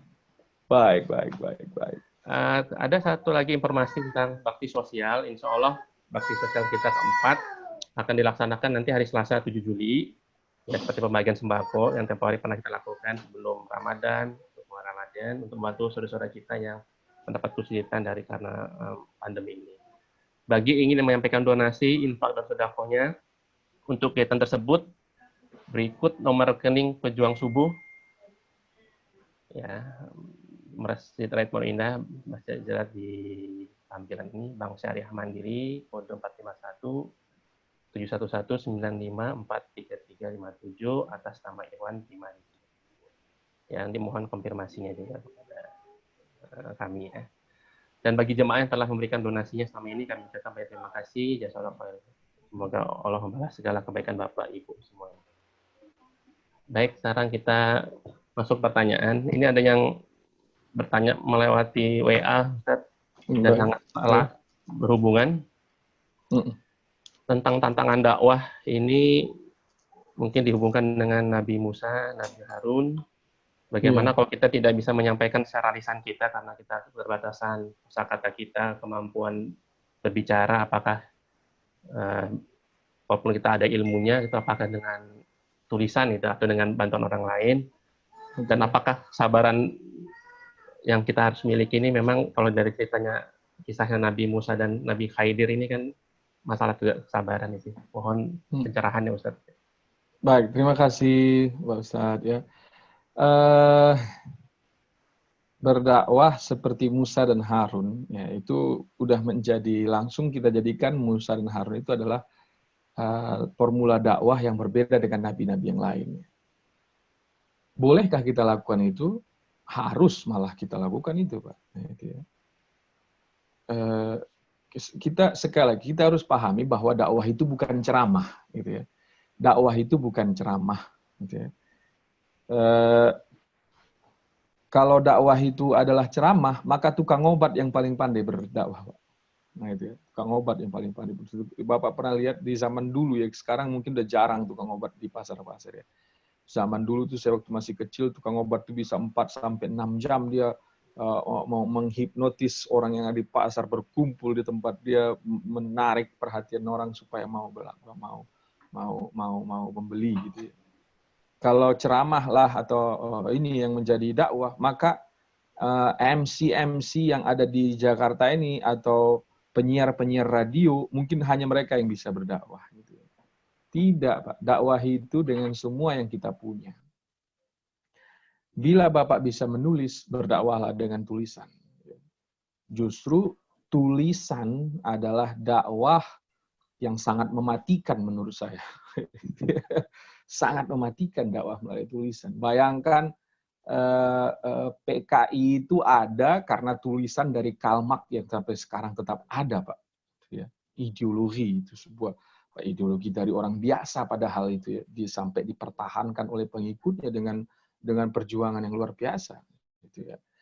Gimana kalau seorang Muslim mampu mengemas tulisan tentang Islam, intisari ajaran Al-Quran yang benar, dia tulis dengan bahasa yang memukau, yang membuat pembacanya terpesona, yaitu dakwah. J.K. Rowling berhasil mengharry Potterkan seluruh dunia dengan tulisannya, ya kan? Seorang guru atau seorang karyawan yang dipecat dari tempat kerjanya, di PHK dari tempat kerjanya, dia mulai menuliskan semua imajinasi yang ada di kepalanya. Bayangkan orang sampai hafal betul mantra Harry Potter gara-gara tulisan itu. Nah, jadi kalau Bapak punya ketulisan, justru saya ini Pak sedang berdoa semoga saya bisa dakwah melalui tulisan. Sedang belajar terus saya agar bisa menulis. Kenapa? Kalau dakwah melalui ceramah ini, saya meninggal paling rekaman YouTube ini yang tersisa gitu ya.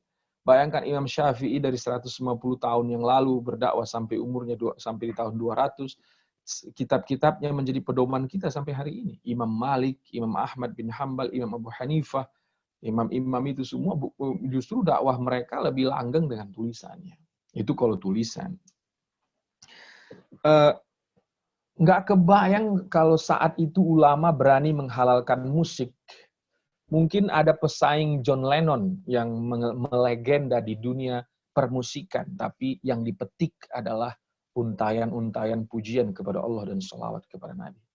Karena sebelum John Lennon ada, sudah banyak pemusik-pemusik Muslim yang berdakwah dengan musiknya. Di antaranya Burdah Al-Busairi. Sampai hari ini lantunan Maulaya salli wa sallim daiman abada. Sampai sekarang kita dengar. Itu dakwah. Hanya saja ulama-ulama di zaman kita ini kurang kreatif. Kemudian terlalu banyak perdebatan-perdebatan yang nggak penting diangkat seolah-olah penting, sehingga banyak sarana prasarana dakwah ditinggalkan dan itu diambil oleh orang. Bayangkan Pak, kalau ada pada waktu itu seorang ahli manga, ya, kartun, yang menulis cerita tentang Abu Thalib sedemikian rupa, atau yang menulis cerita tentang Abu Bakar sedemikian rupa, menarik perhatian semua orang. Mungkin saat ini Doraemon punya saingan, Pak. Nggak ada orang kalau kartun, mungkin dari bapak pun sampai saya, sampai anak saya. Masih aja Doraemon. Kenapa? Coba kartunis-kartunis Muslim dari dulu sudah berani mengambil sebuah keputusan bahwa dakwah itu tidak melulu ceramah. Nah, gitu ya. Justru kalau ada pendengar kita ini sekarang yang ahli menulis, ahli musik, ahli manga, ayo Pak, dakwah pakai itu gitu ya.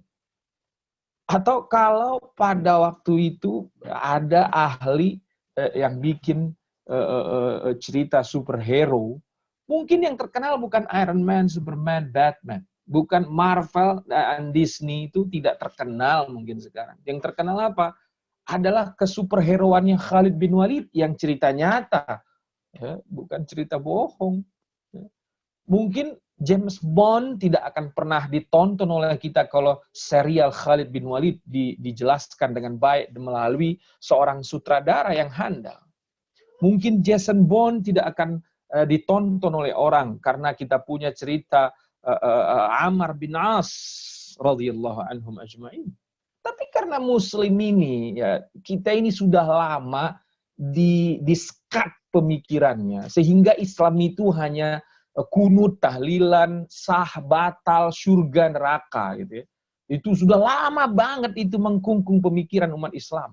Jadi Islam itu surga, neraka, kafir Islam, sah, batal, kunut atau enggak kunut, maulid atau enggak maulid. Itu berkutik di situ aja dakwah gitu. Nah, akhirnya ya udah lama Islam kita ini mati suri dalam hal ini ya, peradaban. Padahal dulu kita yang megang peradaban. Turki Ottoman itu pemegang peradaban di seluruh dunia.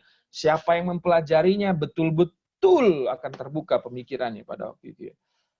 Pada waktu Ibnu Sina, Al-Farabi, Averroes muncul, mereka mencoba menggiring Islam ini agar lebih moderat dan maju. Namun sayang mereka dimereki dengan istilah Mu'tazilah. Akhirnya karya-karya mereka dibawa ke Sorbonne University, dikembangkan oleh orang non-Muslim. Dan menjadi pijakan-pijakan ilmu filsafat, pijakan ilmu matematika, pijakan ilmu kedokteran, pijakan ilmu optik, kamera, dan lain-lain sebagainya. Mereka mengambil itu. Umat Islam lagi-lagi dikurung pemikirannya, ente kafir, ente sesat, ente kunut, ente enggak kunut, ente batal, ente sah, ente masuk surga, ente kagak. Akhirnya kecil, akhirnya skup Islam itu diperkecil. Ya. Kita di zaman ini yang sudah melihat itu salah, ayo kita dobrak lagi, tapi tantangannya berat. Ya. Saya ketika ini mungkin nanti akan ada yang misalnya kalau ceramah ini disampaikan lebih luas lagi, ya dibilang orang saya entah apa nanti akhirnya. Dan itu sudah sering saya terima. Ketika saya coba membuka pemikiran orang bahwa Islam ini bukan di situ-situ aja, langsung kita diteror dengan istilah macam-macam. Tapi bagi saya harus ambil resiko itu. Saya ingin betul agar umat Islam ini bukalah itu keran-keran dakwah itu tadi. Saya senang pertanyaannya. Buka keran dakwah itu tadi. Ayo, Bapak kalau sutradara, ayo Pak baca sejarah sahabat. Dari sejarah sahabat itu inspire, terinspirasi kita cerita, drama atau action yang akan kita keluarkan di box office-nya minimal Indonesia. Atau malah kita bisa bersaing di box office-nya Hollywood. Kenapa enggak bercita-cita, enggak, jangan tanggung-tanggung kan? Jangan, ini muncul kartun-kartun versi Islam. Lagi-lagi yang dibahas di kartun itu hanya sekedar surga neraka. Bukan yang membuat orang tertarik, yang mampu menginspirasi orang agar berbuat baik. Akhirnya, kartun yang kita hasilkan hanya ditonton oleh orang beragama Islam. Kita nggak bisa seperti orang Jepang menghasilkan Doraemon yang ditonton oleh Islam, Yahudi, Nasrani, Cina, Konghucu, Afrika, Arab, apa. Universe isinya. Mana nih umat Islam yang mampu mengunculkan itu? Tapi bukan berarti nggak ada, Pak. Ada, hanya saja belum booming. Nanti saya nggak mengatakan itu tidak ada. Mereka sudah berapa kali komunikasi dengan saya, datang anak-anak muda ke sini. Emang Ustadz boleh ya dakwah dengan musik? Karena kata Ustadz Anu haram. Boleh. Nanti kita pertanggungjawabkan bersama di depan Allah Subhanahu Wa Taala. Kenapa enggak? Ini malah yang terkenal di negara ini kicauannya slang, kicauannya jamrut pada waktu saya, gitu ya. Atau malah sekarang kicauannya K-pop. Nggak ada nasyid-nasyid Islam yang musik-musik Islam yang menghiasi tanggal lagu di radio. Nggak ada. Kenapa? Ya karena itu tadi, Pak. Kita ini berdebat dulu baru. Islam itu kalau nggak debat nggak keren gitu loh jadinya. Nah ini harus kita robah nanti. Maka saya kepada yang menanya dan kepada kita semua, jika punya keahlian, dakwah dengan keahlian. Nah gitu ya. Dakwah dengan keahlian itu. Saya misalnya masak, Ustaz, dakwahlah dengan masak itu tadi. Itu ya. Mudah-mudahan nanti kita bisa gini. Kalau ada yang ahli masak nih, bisa nggak ada IO yang menyelenggarakan Master Chef ala santri? Wah, gitu kan? Kan keren itu nanti dakwah itu jadinya. Nah, gitu. Goreng kambing ada Ustaz di Pejong Subuh, Ustaz. Sudah ada. Cil, mantap. Lontong Medan nih, ada nggak Pak lontong Medan ini, Pak? Terima kasih, saya serahkan ke moderator. Baik. Kita lanjutkan tanya jawab kepada Pak Mirwan. Sebentar kita buka. Silakan Pak Mirwan.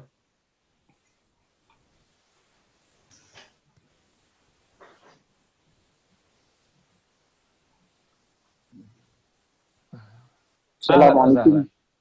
Waalaikumsalam warahmatullahi wabarakatuh. Kapan kita makan lontong Medan ini, Pak?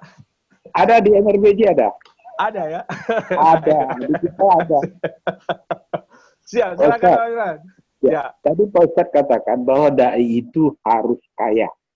Iya, betul. Nah, pengertian kaya ini harus kita evaluasi lagi, terangkan lagi. Karena boleh. Kalau sempat nanti dikira orang kaya itu harus yang punya segalanya, kapan dai harus dapat begitu?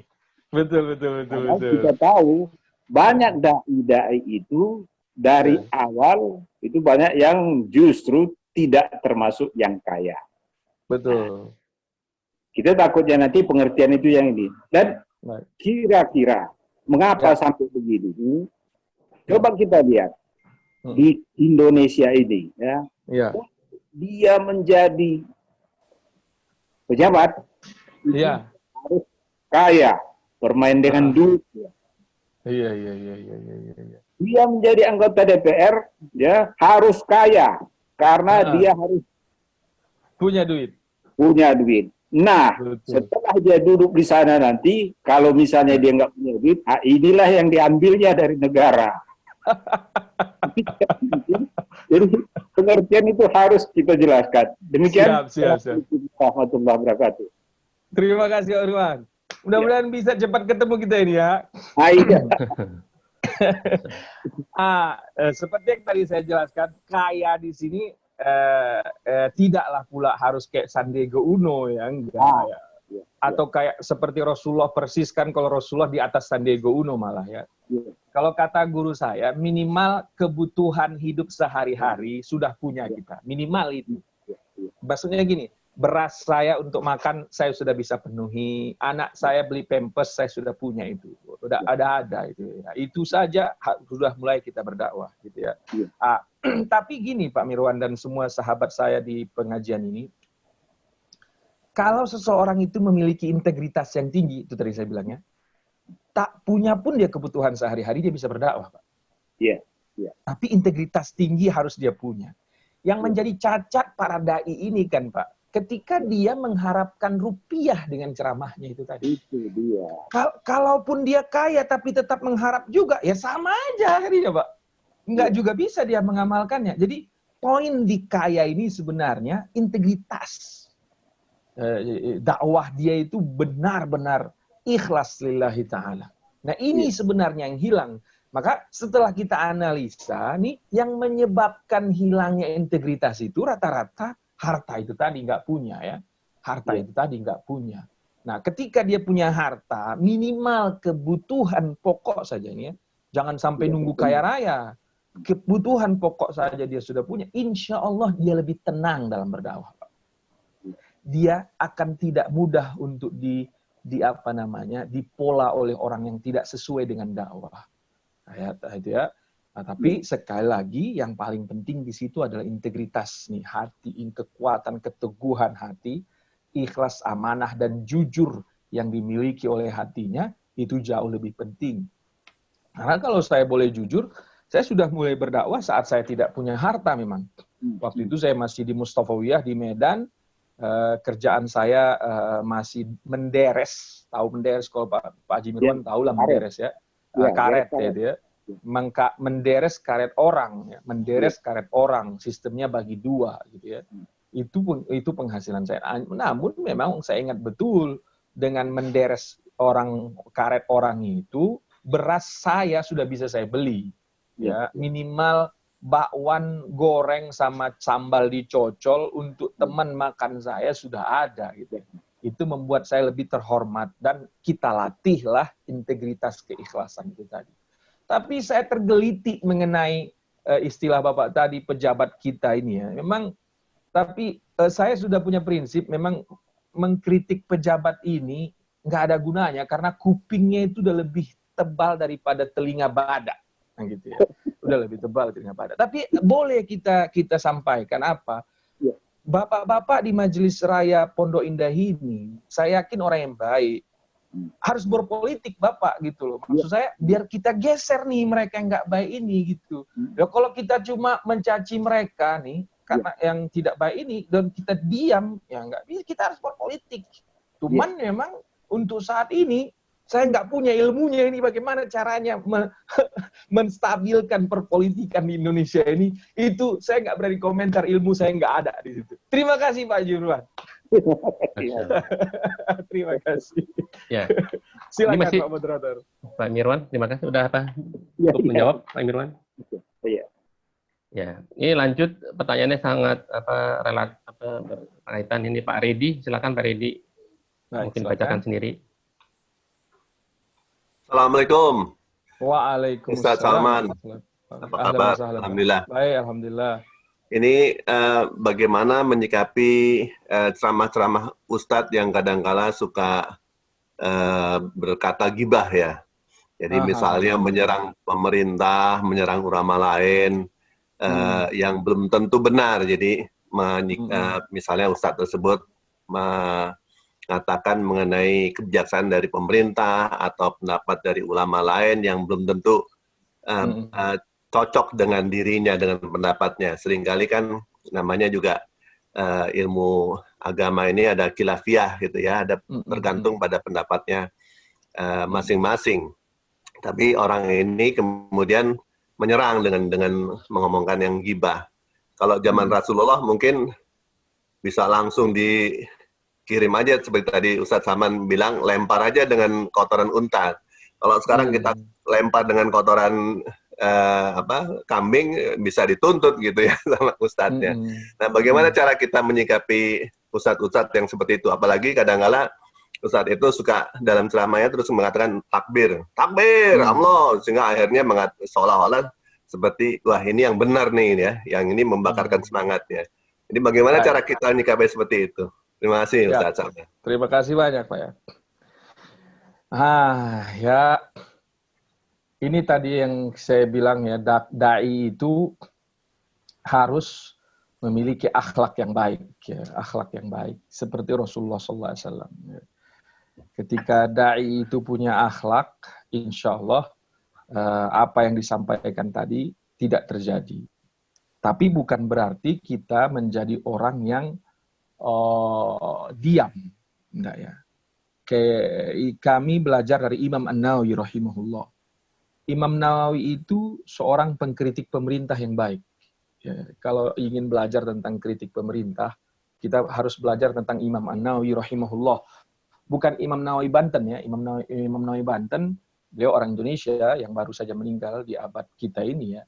Ini Imam Nawawi orang Syria, hidup di masa abad ke-6 Hijriah sampai abad ke-7 Hijriah.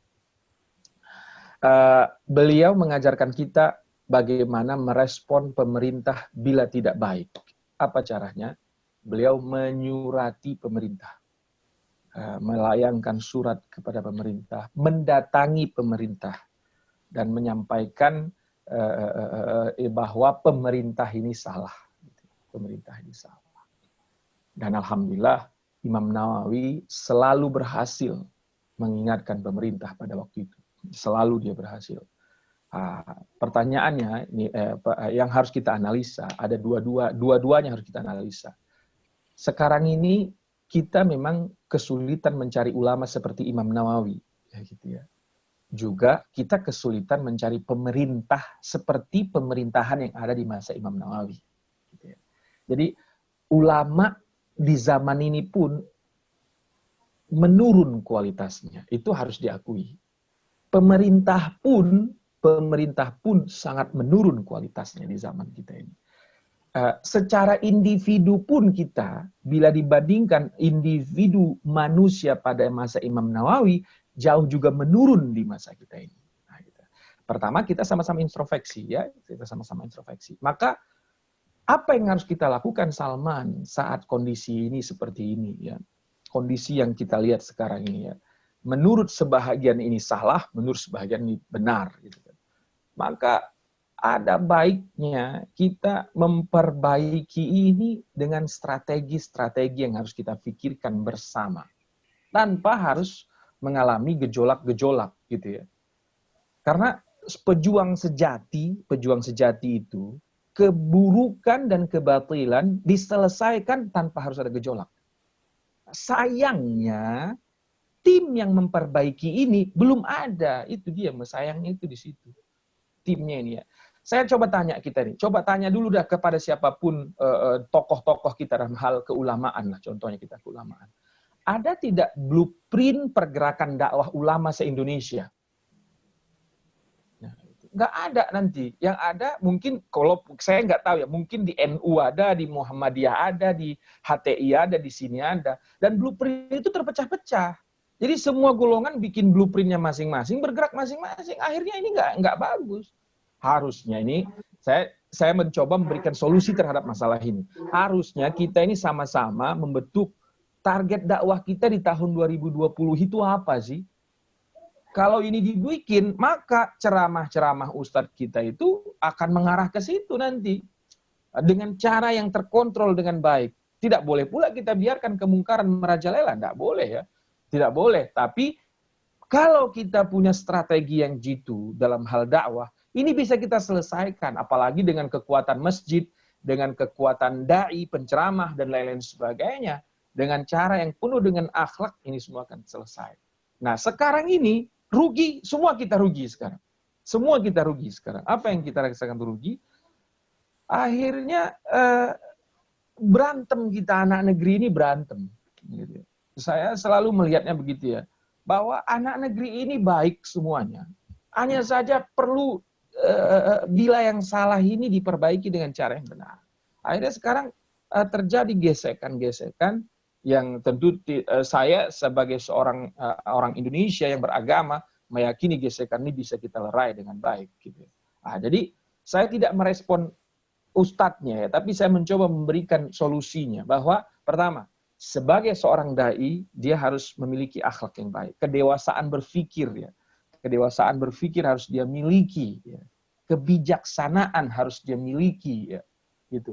Misal saya pernah dikasih ilmu oleh guru saya. Salman, kalau kau suatu hari nanti punya anak, kemudian saat anakmu tidur nyenyak, ada nyamuk di pipinya, sudah kenyang betul kau lihat. Sudah kenyang betul kau lihat. Jangan ambil palu, kau getok itu nyamuk. Nak. Kenapa? Mati memang nyamuknya, tapi pecah pipi anakmu. Terus apa yang kita lakukan? Pelan-pelan, nak, pelan-pelan. Waktu itu saya sempat bantah, terbang nyamuknya nanti Ustaz. Ya, kalau terbang nyamuknya berarti kan virus yang mengganggu anakmu pergi dan anakmu selamat. Tapi nyamuknya nggak mati Ustaz. Saya waktu itu ya, saya dulu di umur-umur 17, 18, 19 di kampung saya di Tapanuli Selatan, seorang dai yang sangat keras, yang frontal sekali terhadap kemungkaran. Karena nasihat saya dinasihati banyak. Oh, tapi lari nanti nyamuknya Ustaz. Oh ya, saya bilang, itu nggak boleh kita biarkan begitu.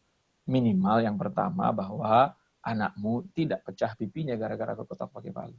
Kemudian setelah itu Salman, bersihkan rumahmu, tanam tanaman-tanaman yang mengusir nyamuk. Itulah nanti dakwah, nak. Dakwah itu nanti begitu. Nah, ketika saya berdakwah pun sekarang begitu. Sekarang setelah saya pulang dari Mekah, saya coba berdakwah begitu. Misalnya di kampung ini, saya berdakwah bikin pesantren. Datang preman, datang apa, datang mafia, datang biong tanah apa semua. Kalau menurut orang, bodoh saya. Kenapa? Karena saya mengalah terus. Ini tanah saya. Baik Pak, ini tanah Bapak. Terus harus saya apakan Pak? Bayar. Bayar Pak, saya bayar. Nah, kalau kata teman-teman saya, jangan ente hukum ini negara begini. Apa alasan saya? Kalau kita berantem sama dia orang asli sini. Oke, kita menang karena secara hukum kita menang di pengadilan. Kan kita tidak enak dengan tetangga dalam berdakwah. Ini sekarang kita kalah, kita bayar 26 juta tanahnya. Nah, kan sekarang dia jadi segan nama kita. Sekarang sudah rajin ke masjid kita, ikut pengajian kita, dia ramah dengan kita, dia ngobrol dengan kita. Ini untungnya kalau dakwah kita lakukan dengan cara bijaksana. Wah, kalau Bapak mau dengar cerita ini, datang aja ke pesantren. Itu yang saya lakukan, akhirnya pesantren ini sekarang dijaga oleh orang kampung ini. Didukung oleh orang kampung ini, tapi belum semua. Masih ada saja yang belum mau. Apa yang saya lakukan? Apakah saya lawan dia secara frontal? Saya pernah datangi Pak Lurah ke sini, Pak Kepala Desa. Ustadz, kalau Ustadz bilang dipenjarakan, hari ini polisinya datang. Nah, itu Pak Kepala Desa ini ngomong ke saya, karena dia dengar ada yang ganggu dakwah kita ini. Saya bilang ke Pak Kepala Desa, enggak Pak Kades, terima kasih bantuannya Pak Kades. Saya ucapkan ribuan terima kasih dukungan Bapak terhadap dakwah kita di sini. Iya Ustadz, ente kalau ada masalah bilang sama saya. Jangan sampai dakwah, padahal Pak Kepala Desa ini menurut saya orang yang biasa-biasa aja, bukan orang yang alim menurut saya, tapi dia care sama kita dakwah kita. Pokoknya Ustadz yang itu tuh, kalau Ustadz bilang di penjara hari ini, turun hari ini 2 polisi akan jemput dia ke rumahnya. Saya bilang, enggak Ustadz, enggak Pak Kades. Nanti saya akan perbaiki dengan cara yang baik. Sekarang apa? Kalau kami ketemu dengan orang itu, Pak Ustadz, iya Pak, apa kabar? Nah, ini akhlak dalam berdakwah. Padahal saya ini aslinya, karena saya orang Medan ya, saya ini orang Medan, Marga Hasibuan, aslinya kalau ketemu yang kayak gitu kita tempeleng langsung aslinya gitu ya. Apalagi pernah belajar silat pula kita kan, darah udah mendukung. Tapi alhamdulillah tidak kita lakukan. Kenapa? Karena sejak saya di Medan punya guru sampai di Mekah saya dijejelin dengan sirah Nabawi, ternyata dakwah Nabi itu sopan dan santun betul ya. Tapi tetap harus mengkritik dengan cara yang baik ya gitu ya. Harus ya. Tidak boleh pula kalau ada yang salah harus kita kritik. Kalau ada yang tidak baik, harus kita kritik. Kalau kita punya Twitternya Jokowi, kita sampaikan di DM-nya Jokowi. Pak Jokowi, mohon maaf, apa yang harus Bapak lakukan dengan kondisi negara seperti ini? Kalau saya boleh saran, saya punya jalan keluar buat Bapak. 1, 2, 3, 4. Atau Nadiem Makarim, bingung sepertinya dia menghadapi kondisi pendidikan di Indonesia. Bapak punya cara yang jitu, daripada hanya sekedar demo, DM dia. Pak, saya minta ketemu dengan Bapak. Kalau Bapak ada waktu, saya akan temui Bapak di rumah Bapak. Saya akan sampaikan, saya akan presentasikan jenis pendidikan yang bagus. Atau siapa yang kita anggap. Silakan komunikasi seperti itu dengan baik. Dan itu menurut saya menghasilkan hal yang luar biasa. Enggak berhasil, Salman. Berarti saatnya kita berpolitik. Ini kondisi ini, Pak. Karena lama sudah Indonesia itu ulamanya melarang masyarakat Islam berpolitik. Saya angkat topi dan hormat sama Kiai Haji Zainuddin MZ. Kehilangan karir yang dia bangun sejak lama. Kehilangan hormat orang dari sejak lama dia bangun. Demi menyadarkan umat Islam agar berpolitik. Pada waktu itu gabung dia dengan P3.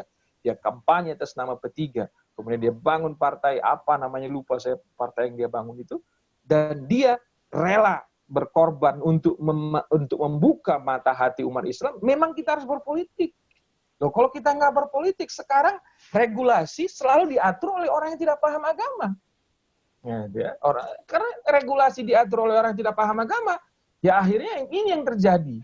Coba kalau regulasi tetap dikawal oleh orang-orang yang paham agama. Coba kebayang nggak sih Bapak, kalau yang menang di parlemen adalah kiai-kiai, adalah orang-orang yang care terhadap agama. Apa yang terjadi sekarang?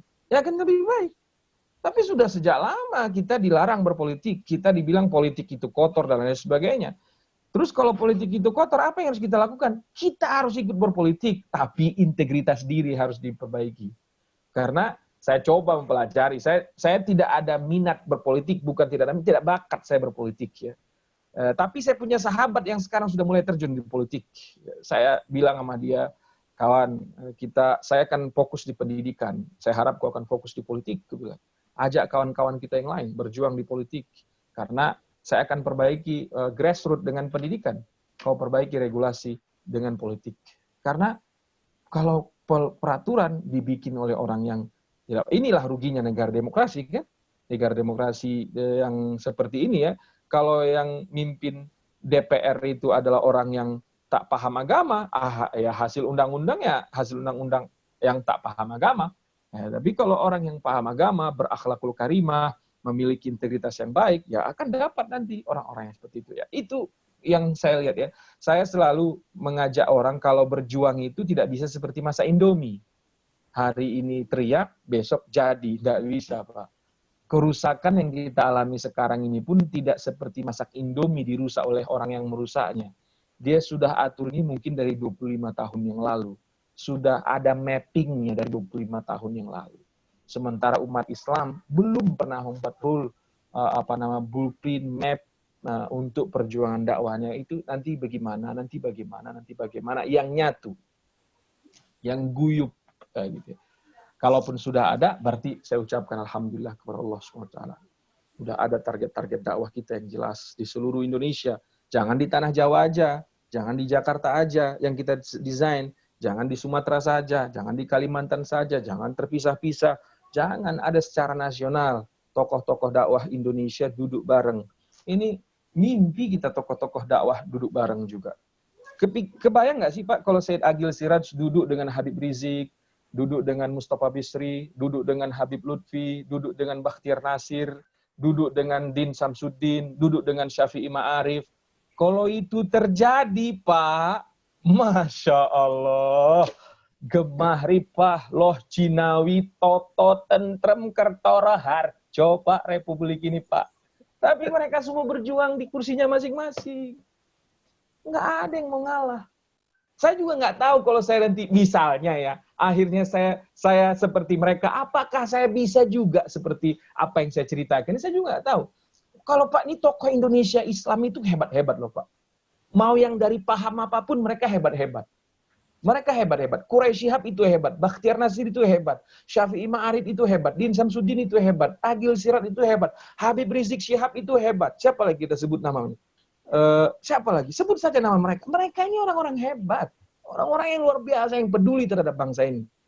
Tokoh-tokoh nasional kita pun, SBY itu hebat, Prabowo itu hebat, Jokowi itu hebat. Hanya mereka ingin berjuang sendiri-sendiri. Coba kalau duduk bareng, pentingkan negara ini.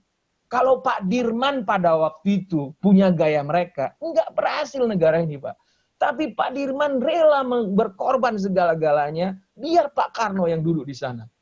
Buya Hamka siap mengkawal kemerdekaan Republik ini. Di penjara dia namun tak ada kebencian. Disolatkan nama dia Soekarno yang memenjarakan dia. Soeharto dihormati oleh Soeharto menghormati Buya Hamka, mengangkatnya menjadi Ketua Majelis Ulama Indonesia pertama. Tapi ketika keputusan Hamka tidak sesuai dengan Pak Harto, dilengserkan Pak Hamka. Apakah terjadi permusuhan antara mereka? Justru sangat langgeng mereka. Ini kedewasaan ini yang kita rindukan di zaman ini dari semua pihak. Dari semua pihak ya. Saya tentunya hanya bisa bernarasi saja untuk saat ini. Saya tidak tahu apakah saya bisa melakukan itu nanti, tapi ya, wallahu alam. Saya rindu betul tokoh-tokoh yang saya saluti ini semuanya duduk bareng memecahkan permasalahan bangsa ini. Kalau itu terjadi, Pak, kita ini surga dunia sudah Indonesia yang kita cintai. Mungkin begitu respon saya terhadap pertanyaan Bapak. Semoga bisa kita sama-sama persiapkan kebaikan bersama untuk Indonesia Raya tercinta dan untuk seluruh dunia insya Allah. Silakan Pak Moderator, Pak Badian. Hari ini sudah ya, cukup ya. Waktu tinggal jam 7 Pak. Boleh tambah Pak? Iya. Kalau sudah jam 7. Ya. Saya ini ada pertanyaan langsung masuk ke WA. Mungkin satu dua. Kalau boleh pertanyaan lagi Pak? Ya. Satu lagi berarti Pak. Bagaimana Pak Wadian? Ini ada Ustadz, Rasulullah sudah menjadi contoh terbaik umat. Bagaimana untuk perempuan harus mencontoh siapa? Karena banyak perbedaan fisik laki dan perempuan. Maupun juga cara berpikir. Nah ini mungkin dari Ahwat yang bertanya. Ini contohnya bagaimana akan kebaikan, ada contohnya Rasulullah. Mungkin pertanyaan kira-kira seperti itu. Satu lagi sekalian Pak Idi, nanti bisa dijawab sekaligus. Baik. Singkat saja Pak Idi, mohon. Masih di-mute dulu. Pak. Ya. Unmute. Di-unmute Pak. Oke. Assalamualaikum Ustadz. Waalaikumsalam warahmatullahi wabarakatuh. Luar biasa, membangunkan yang dari tidur semua ini luar biasa. Subhanallah. Ya. Barakallahu fiik. Baik, saya hanya ingin satu pertanyaan tadi yang dari awal, back to Al-Quran Ustadz. Yang kaitan dengan surat Al-Mudathir, korelasinya dengan surat Iqra. Kita tahu bahwa di Mudathir tadi yang disampaikan ada arti yang secara ilmu tasawuf. Boleh. Ya, di ilmu tasawuf dikatakan ada arti harfiah dan arti hakikat seperti tadi yang disampaikan. Kalau kata orang Padang nantasire. Betul. Ini yang perlu disingkat lagi Ustadz. Memang tadi disampaikan Ustadz kondisi pada ayat Mudathir betul. Nabi pada saat itu kondisi sedang tidur ya. Namun ada arti hakikat bahwa kita harus tadi dikatakan Allah membuka kesadaran kita secara emosional, intelektual maupun sensorial atau tadabuh maupun tafakur ya, Ustaz. Nah, kaitan dengan yang saat ini kan tadi bagus sekali dikaitkan dengan bagaimana kita membuktikan dengan berdakwah dari apapun yang kita miliki, ilmu kita, tenaga kita, pikiran kita. Nah, itu tadi kalau dikaitkan dengan surat Al-Mudathir dan Iqra, Ustaz, itu apa yang kaitan dengan itu? Terima kasih. Assalamualaikum warahmatullahi wabarakatuh. Jadi ada dua pertanyaan Ustaz, sekaligus Ustaz, tadi ada dua pertanyaan. Siap. Saya ladies first ini berarti ya dulu ya. Siap, silakan. Ibu yang bertanya, perempuan bisa sempurna mencontoh Rasulullah SAW. Hanya di wilayah maskulin tentu nggak bisa ya. Feminisme ada di Khadijah radhiyallahu anha, ardhaha. Feminimnya ada di Khadijah. Ibu bisa, justru perempuan kaya sekali contohnya. Saya sering mengatakan bahwa istri Nabi Muhammad SAW yang kita kenal itu 11 orang mewakili 11 karakter perempuan. Ya. Tinggal ibu di mana ini ya? Ibu Khadijah, kalau ibu adalah cerewet, cocok mempelajari Aisyah. Perempuan kebanyakan di wilayah itu cerewet ya. Kalau cerewet, belajarlah dari Aisyah. Bagaimana sih Aisyah melayani suaminya? Tidak pernah komplain loh Pak, Rasulullah SAW terhadap Bunda Aisyah. Alhamdulillah ya, dengan cerewetnya yang luar biasa ya. Tapi cerewet Aisyah itu radhiyallahu anha baik ya. Dia sangat kritis, maksud saya. Saya bilang istilah cerewet kritis ya, supaya tidak disalahartikan. Kritis betul dia dengan Rasulullah SAW. Dan perempuan rata-rata kritis. Bapak-bapak pasti paham lah. Kita mau ngapa-ngapain, pembantah pertama kita itu adalah istri kita kan gitu. Nah, kita mau apa aja, yang bantah kita pertama itu siapa? Ya bini. Ya, gitu ya. Bisa nggak kita mencontoh kalau mau kritik seperti Aisyah? Nah, gitu. Itu memang wajib dipelajari perempuan ya. Aisyah itu selalu berhasil mengkritik Rasulullah SAW. Tetapi kita nih sebagai laki-laki, kita harus tahu bagaimana cara merespon kritiknya istri seperti Rasulullah SAW. Itu enak itu Pak kalau dikaji dengan sempurna ya. Akhirnya kalau Bapak ketemu istri cerewet, tahu Bapak bagaimana cara menghadapinya. Kritis lah, kita bikin kritis lah ya. Takut saya cerewet ini dianggap negatif ya. Atau ibu ini orang yang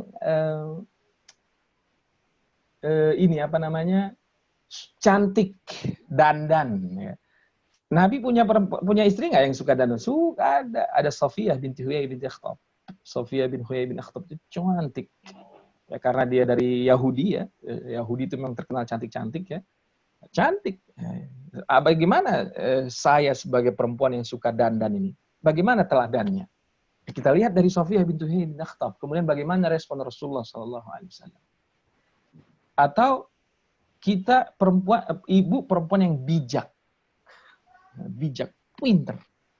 Rasulullah SAW punya perempuan yang pinter, ya, punya istri yang sangat pinter menurut saya, Ummu Salamah radhiyallahu anha ardhaha. Bagaimana dia menyikapi, dia menggunakan pinternya sehingga mengikuti Rasulullah SAW. Atau kalau kayak Khadijah itu nggak ada ya Pak ya. Dia pinter, dia kritis, dia baik, dia kaya, dia cantik, itu Khadijah ya. Maka saya tidak keluarkan Khadijah dari tadi ya, karena Khadijah saya kira sempurna sekali untuk sebagai seorang perempuan. Ya, dia tidak ada lagi diciptakan Allah. Menurut saya tidak diciptakan Allah lagi sebelum Khadijah, tidak ada seperti dia, sesudahnya pun tak ada seperti Khadijah radhiyallahu anha. Jadi justru perempuan ini bisa mencontoh Ummul Mukminin, ya, istri-istri Nabi sallallahu alaihi wasallam. Ada Siti Aisyah, ada Ramlah, ada Safiyah, ada Ummu Salamah, ada Hafsah, ada Khadijah radhiyallahu anha wa ardaha. Silakan dari situ nanti Ibu bisa lihat ya. Tapi nanti boleh kita kaji nanti satu persatu biar nanti perempuan mengetahui harus bagaimana. Kemudian ada nantasire di Muddatsir tadi ya. Ya ayyuhal muddatsir qum fa'anzir rabbaka fakabbir wa thiyabaka fatahhir wa rujza fahjur wa la tamnun tastakthir wa li rabbika fasbir. Nah, gitu ya. Korelasinya dengan yang kita sampaikan dakwah dengan segala kemampuan kita ya. Ya itu sebenarnya pengembangan dari ya ayyuhal muddatsir gitu ya. Yang kita sampaikan itu adalah pengembangan makna muddatsir. Seorang pemain pelukis manga atau pelukis realistis atau pelukis itu kan punya mazhab juga ya. Ternyata setelah saya pelajari. Ketika mereka hanya melukis untuk kekayaan dia, popularitas dia muddatsir gitu ya. Tapi ketika lukisan-lukisan yang dia buat sudah mengandung pesan agar orang jadi baik, agar orang jadi berakhlak, agar orang beragama, maka dia sudah keluar dari muddatsir gitu ya. Seorang pemain musik, saya pernah ketemu Iwan Fals, pernah ketemu Kakak Sleng, Rido Sleng, saya bilang sama mereka, supaya kalian tidak disebut muddatsir, orang yang cuek, bebek, petiklah gitar kalian memuji Allah SWT. Petiklah gitar kalian memuji Rasulullah SAW. Petiklah gitar kalian mengajak orang supaya jadi orang baik. Ya, gitu ya. Sudah lama kalian bermain musik mengajak orang lompat-lompat. Gitu ya. Nah, karena saya pikir gini, kalau musisi yang sudah ready standby diajak memainkan musik religi, dia akan sangat mudah diterima oleh masyarakat dibandingkan seorang pemain musik yang baru kemudian dia pelurkan musiknya. Maksud saya itu tadi, supaya nggak mudassir. Semua lini, Bapak orang kaya. Orang kaya hanya beli, saya kadang-kadang gini ya, saya sering tertawa melihat orang, mereka mengungkapkan kekayaannya hanya dengan mobil Pajero, mobil Alphard, Rubicon, gitu ya, rumah mewah. Kalau orang yang paham Allah SWT, rumah mewah sampai kapan? Rubicon sampai kapan? Saya kalau saya punya uang 2 miliar untuk beli Rubicon, ya mending saya bangun masjid, Pak. 2 miliar itu udah gede. Mending saya naik Avanza, tapi saya punya masjid beberapa gitu kan. Itu mudassir. Kalau orang kaya kemudian hanya pajang sepeda Brompton, pajang jam Rolex, punya tas Louis Vuitton, punya tas Purla, punya make up mahal, ya itu mudassir semuanya. Tapi apa yang saya lakukan? Saya belanjanya tas yang biasa saja. Terus sisa Louis Vuitton aja 27 juta kalau dibeli oleh orang-orang yang kaya misalnya. Tapi daripada 27 juta buat tas, mending 27 juta buat beasiswa santri yang tidak mampu. Nah, ini keluar dari wilayah mudassir. Karena pertanyaannya ini ya, saya jelaskan ini Pak ya. Seorang ustadz juga bisa jadi mudassir, Pak. Kenapa? Karena dia hanya mau ceramah di wilayah-wilayah orang kaya saja. Dia nggak mau berbagi ilmunya ke anak yatim, ke duafa. Dia nggak mau memberikan ilmunya ke wilayah-wilayah tempat yang tidak membayarnya. Itu ustadz tersebut masuk di mudassir. Nah, itu ya. Maka semua yang Allah berikan nih ke kita, semua yang Allah berikan ke kita ini, kabirkan Allah, agungkan Allah dengan semua fasilitas yang Allah beri ini. Nah, ilmu, harta, semua yang kita ceritakan tadi itu, jadikan dia untuk fasilitas dakwah kita. Coba sekarang, kalaulah yang menemukan Zoom ini orang Islam, saya nggak kebayang pahalanya segimana ini pahala dia coba nih. Di saat ini sekarang yang dipakai sama Zoom. Umat Islam kemarin berantem aja. Akhirnya yang bikin Zoom orang bukan Islam. Kayaknya bukan Islam yang bikin Zoom ini kan. Bukan, aku yakin bukan Islam.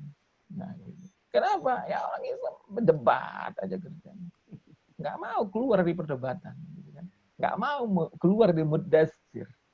Jadi kita tidak boleh jadi mudassir. Nah, supaya kita nggak jadi mudassir, ada baiknya kita iqra. Ya, iqra, baca. Tapi yang mampu mengeluarkan seseorang dari mudassir bukan baca kitab. Terus apa dong? Baca kondisi. Sesuai murninya wahyu itu. Kan iqra bismi rabbikal ladzi khalaq bukan perintah untuk baca kitab sebenarnya, tapi membaca semesta. Ya gitu ya. Maka iqra bismi rabbikal ladzi khalaq. Bacalah dengan nama Tuhanmu yang menciptakanmu. Berarti kita seolah-olah disuruh oleh Allah membaca ciptaan ini semuanya. Sehingga membuat kita lebih bijak. Nah, itu mungkin yang bisa saya sampaikan mengenai kolerasi antara beberapa yang saya sampaikan. Antara ya ayyuhal mudassir dengan iqra bismi rabbikal ladzi khalaq. Terima kasih Pak. Semoga diberkahi oleh Allah SWT. Terima kasih. Sampai ketemu besok kita di Masjid Pondok Indah. Live ya Ustaz. Ahlan wa sahlan wa marhaba. Alhamdulillah Ustaz. Ya, akhirnya waktu juga yang akan memisahkan kita ya Ustaz ya.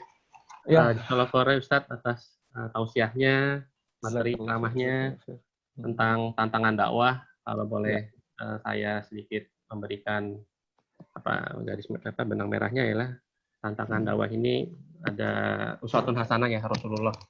Dan tentu tantangan yang kita hadapi sekarang adalah ikhlas ya dalam berdakwah, dalam menyampaikan kebenaran. Ya kadang-kadang kita mudah bawa perasaan. Kemudian kita juga harus mengenal karakter dai untuk menyampaikan benar, yaitu adalah tadi baca alam, baca belajar, sehingga tidak banyak energi habis di medsos, kemudian banyak harta dalam arti ini integritas, kemudian akhlak. Ya.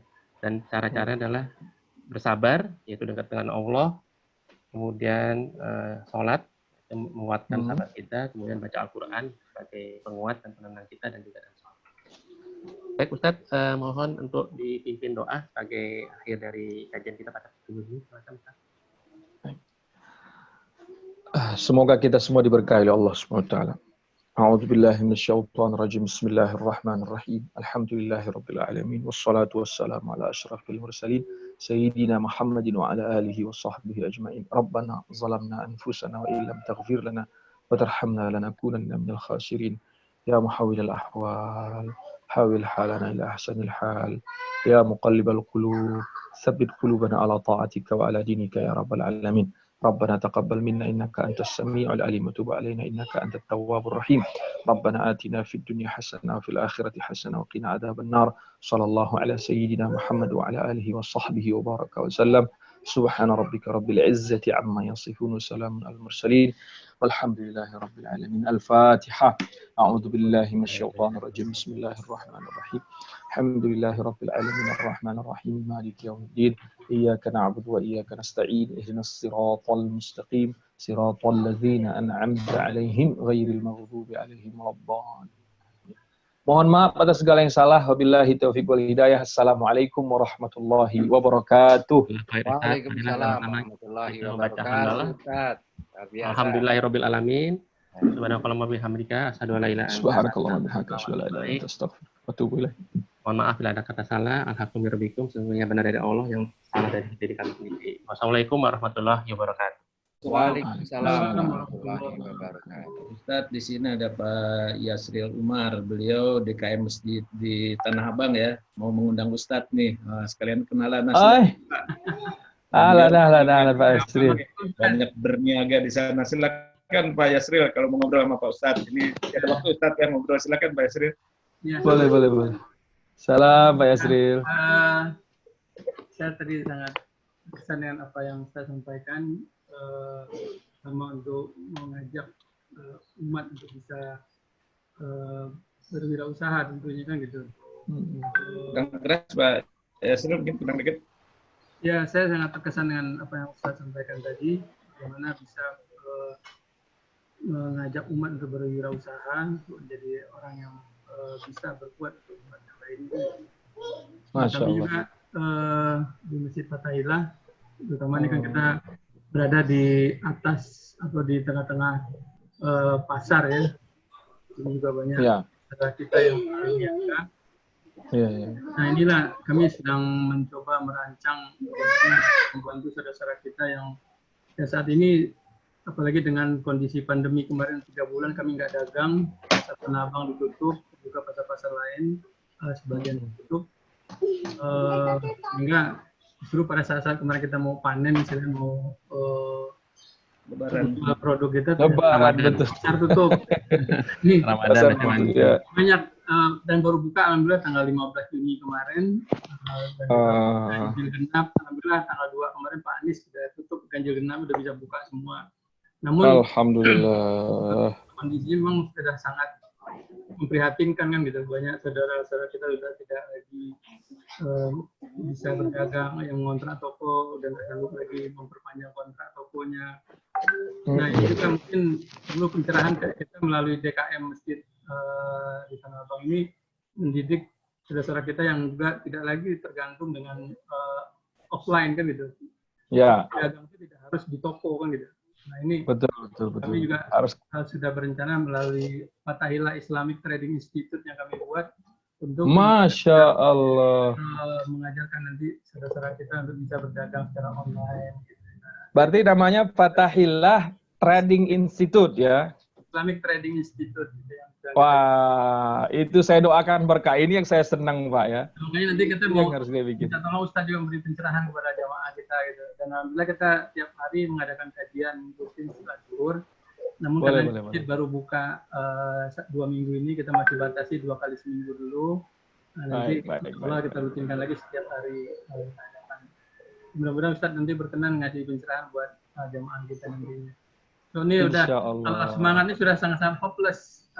Jemaah kita Allah bangkitkan lagi, karena ya biasanya nih ya ini kan punya dampak apa istilahnya efek domino ya, dengan dagang kita ini makmur, dagang ini berhasil, usahanya di terutama di Ramadan, menjelang Ramadan Idul Fitri ini duit zakat, duit infak, duit apa ini banyak mengalir gitu, apalagi ke kampung gitu. Makanya kalau dulu istilahnya ini orang Sumatera Barat, banyak pedagang Sumatera Barat ya, justru pembangunan di kampung itu ataupun kesejahteraan di kampung itu justru disupport dari perantau. Anak rantau. Nah itu. Jadi ini minta tolong nanti kita coba pencerahan kembali supaya mereka semangat lagi. Jangan nanti jadi orang Padang, kalau istilah pemimpinnya itu jangan sampai orang Padang ini nanti lebih maju lagi kan gitu. Dalam arti udah lama-lama jadi maju berapa meter di depan toko. Iya, paham. Pak Umar udah punya nomor teleponnya Pak Ustadz? Itu tadi saya minta ke Kang Fadian tadi. Oh ya, insya Allah nanti. Izin Ustadz ya, nanti dikasih ke Pak Umar. Insya Allah nanti bisa ngisi. Boleh. Silakan. Makasih banyak. Assalamualaikum. Makasih banyak Pak. Salam. Ya, silakan. Kalau ada yang mau saling menyapa, kita udah acara bebas. Pak Ketua, Pak Rudi, silakan Pak Rudi. Ya. Assalamualaikum warahmatullahi wabarakatuh, Pak Ustadz. Waalaikumsalam warahmatullahi wabarakatuh. Ahlan wasahlan Pak Rudi. Alhamdulillah. Pak Ustadz, saya ini mau tanya mengenai Pak Ustadz kan sering dakwah di radio, itu radio apa ya Pak Ustadz ya? AM 750 ya? Radio apa itu ya Pak Ustadz? AM 720. AM 720 nama radionya Rasil. Radio Silaturahim. Iya. Setiap hari apa itu? Hari Jumat jam 9:30. Oke. Ya, itu apa khutbah Pak Ustadz sering saya dengar tuh, karena anak saya sering setiap hari muternya radionya itu terus tuh. Jadi saya kadang dengar suaranya Pak Ustadz. Wah, ini... Salam kenal berarti mana Bapak nih? Salam kenal. Luar biasa Pak Ustadz. Masya Allah, terima kasih banyak Pak. Ya, terima kasih ya Pak Ustadz tadi. Terima kasih Pak. Mudah-mudahan itu juga buat teman-teman yang lain kalau di dalam perjalanan macet-macet ini bisa dengar nih dakwahnya Pak Ustadz Salman nih. Ahlan wa sahlan. Insya Allah. Terima kasih Pak Ustadz. Terima kasih Pak. Saya boleh sedikit sharing untuk Ustadz? Boleh. Ustadz kan menarik sekali tadi ya Ustadz. Ustadz, bagaimana kalau kita ini insya Allah ya, salah satu tadi pejuang subuh ini ikut merealisasi apa yang disebut dakwah tadi. Seperti hari ini kan termasuk dakwah enggak ya Ustadz ya? Dakwah kan ini. Ya. Ustadz kan berpunya sivil, istilahnya punya keahlian untuk membuka atau sirah-sirah nabawiyah. Nah, bagaimana kalau nanti kita buat semacam series? Ini kan buku-bukunya sebagai teaching material maupun reading materialnya Ustadz. Jadi mereka akan lebih tahu dengan dalam mana yang mungkin bukan kita menjual buku tapi ilmu dan juga dakwah Nabi yang benar-benar komplit. Nah itu maksud saya, kalau Ustadz bisa series ini kan banyak sekali, kita kadang-kadang nggak sempat baca yang detail, tapi Ustadz bisa menyampaikan dengan sangat jelas. Jadi message-nya itu nyampe gitu Ustadz. Al-Quran dengan hadis dan juga sirah nabawiyah. Nah, itu saya terus terang sangat appreciate sekali Ustadz bisa menjelaskan dengan bagus sekali. Itu mungkin dari saya Ustadz. Terima kasih. Kalau bisa kita nanti dari pejuang subuh membuat satu series bahan-bahan Ustadz yang terserah nanti dari Ustadz mana sehingga secara jangka panjang kita bisa khatam gitu Ustadz. Ini kan banyak sekali isinya. Boleh. Insya Allah. Terima kasih. Boleh Ustadz. sekali, sangat boleh sekali. Nanti bahkan di pesantren kita ini kita juga akan mengundang siapapun untuk lebih mendalami sirah Nabawi. Bahkan kita sudah siapkan materinya ini nanti. Bagus. Bentuk tapi sambil rutin di sini minimal Sabtu Minggu itu Pak. Kita coba bertani seperti Rasulullah, beternak seperti Rasulullah, makan seperti Rasulullah, sholat berjamaah, bergaul. Jadi dari tamu yang berbeda, bagaimana berkenalan seperti Rasulullah, bagaimana selalu positive thinking walaupun bendera beda, warna beda, partai beda, paham beda. Itu nanti rencana kita Pak di sini. Pak, tapi masih sedang kita siapkan sarana prasarananya. Doakan Pak semoga bisa selesai cepat. Luar biasa. Jemaah ibu-ibu sudah ada yang nanya nih Pak Fadian kapan mau ke pesantrennya Ustadz nih. Yang lain kalau mau bertanya silakan di-unmute ya. Kalau sudah bisa. Pak Jono mungkin ada yang mau tambahkan Pak Jono? Ya. Pak Jono, silakan. Itu aja. Ibu sekalian yang mau nyumbang sembako gitu, ikutan tanggal ada di Rabu kita mau pakai sembako gitu. Silakan hubungin Pak Irwan itu aja. Oh baik. tambahannya itu. Pak Widodo. Ya. Mau bisa menanya sebentar sama Pak Ustadz. Pak Ustadz. Baik, Pak. Pak Ustadz Saman, satu lagi Pak. Ya. Kalau umpamanya kita ada niatan buat Pak Ustadz yang paling hafal dari cerita-cerita Nabi itu, kalau kita ingin buatkan satu film cerita pendek gitu, yang pertama-tama masukkan ke YouTube gitu, Pak Ustadz bisa bersedia nggak? Ada waktunya nggak untuk itu menceritakan kita semua? Nanti kita buatkan apa sesuatu animasi, kita bisa. Oh, sangat siap. Sangat siap, Pak. Sangat siap. Saya sering menawarkan diri bila ada animator atau sutradara atau pemain musik yang mau kita garap bareng tentang sejarah Nabi, akhlak Nabi, perjuangan Nabi.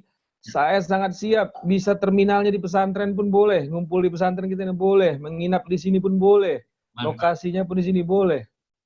Saya nggak bisa animasi, nggak bisa musik sekarang ini. Ya, saya coba cari Pak anak-anak muda yang kreatif, yang mau sama-sama mewakafkan keahliannya. Ayo bareng-bareng kita, Pak. Oke, baik. Saya catat nih Pak Ustadz. Boleh. Saya tunggu Pak. Boleh sekali. Bagus itu. Usul Pak Ketua, kita dukung itu. Usul Pak Ketua. Ya. Itu boleh sekali. Ustadz, film The Heaven itu kan menjadi bestseller di Hollywood. Heaven. Betul. Nah, itu kan itu kan ajaran Islam di situ yang terakhir ya, film Heaven. Ya. Ustadz.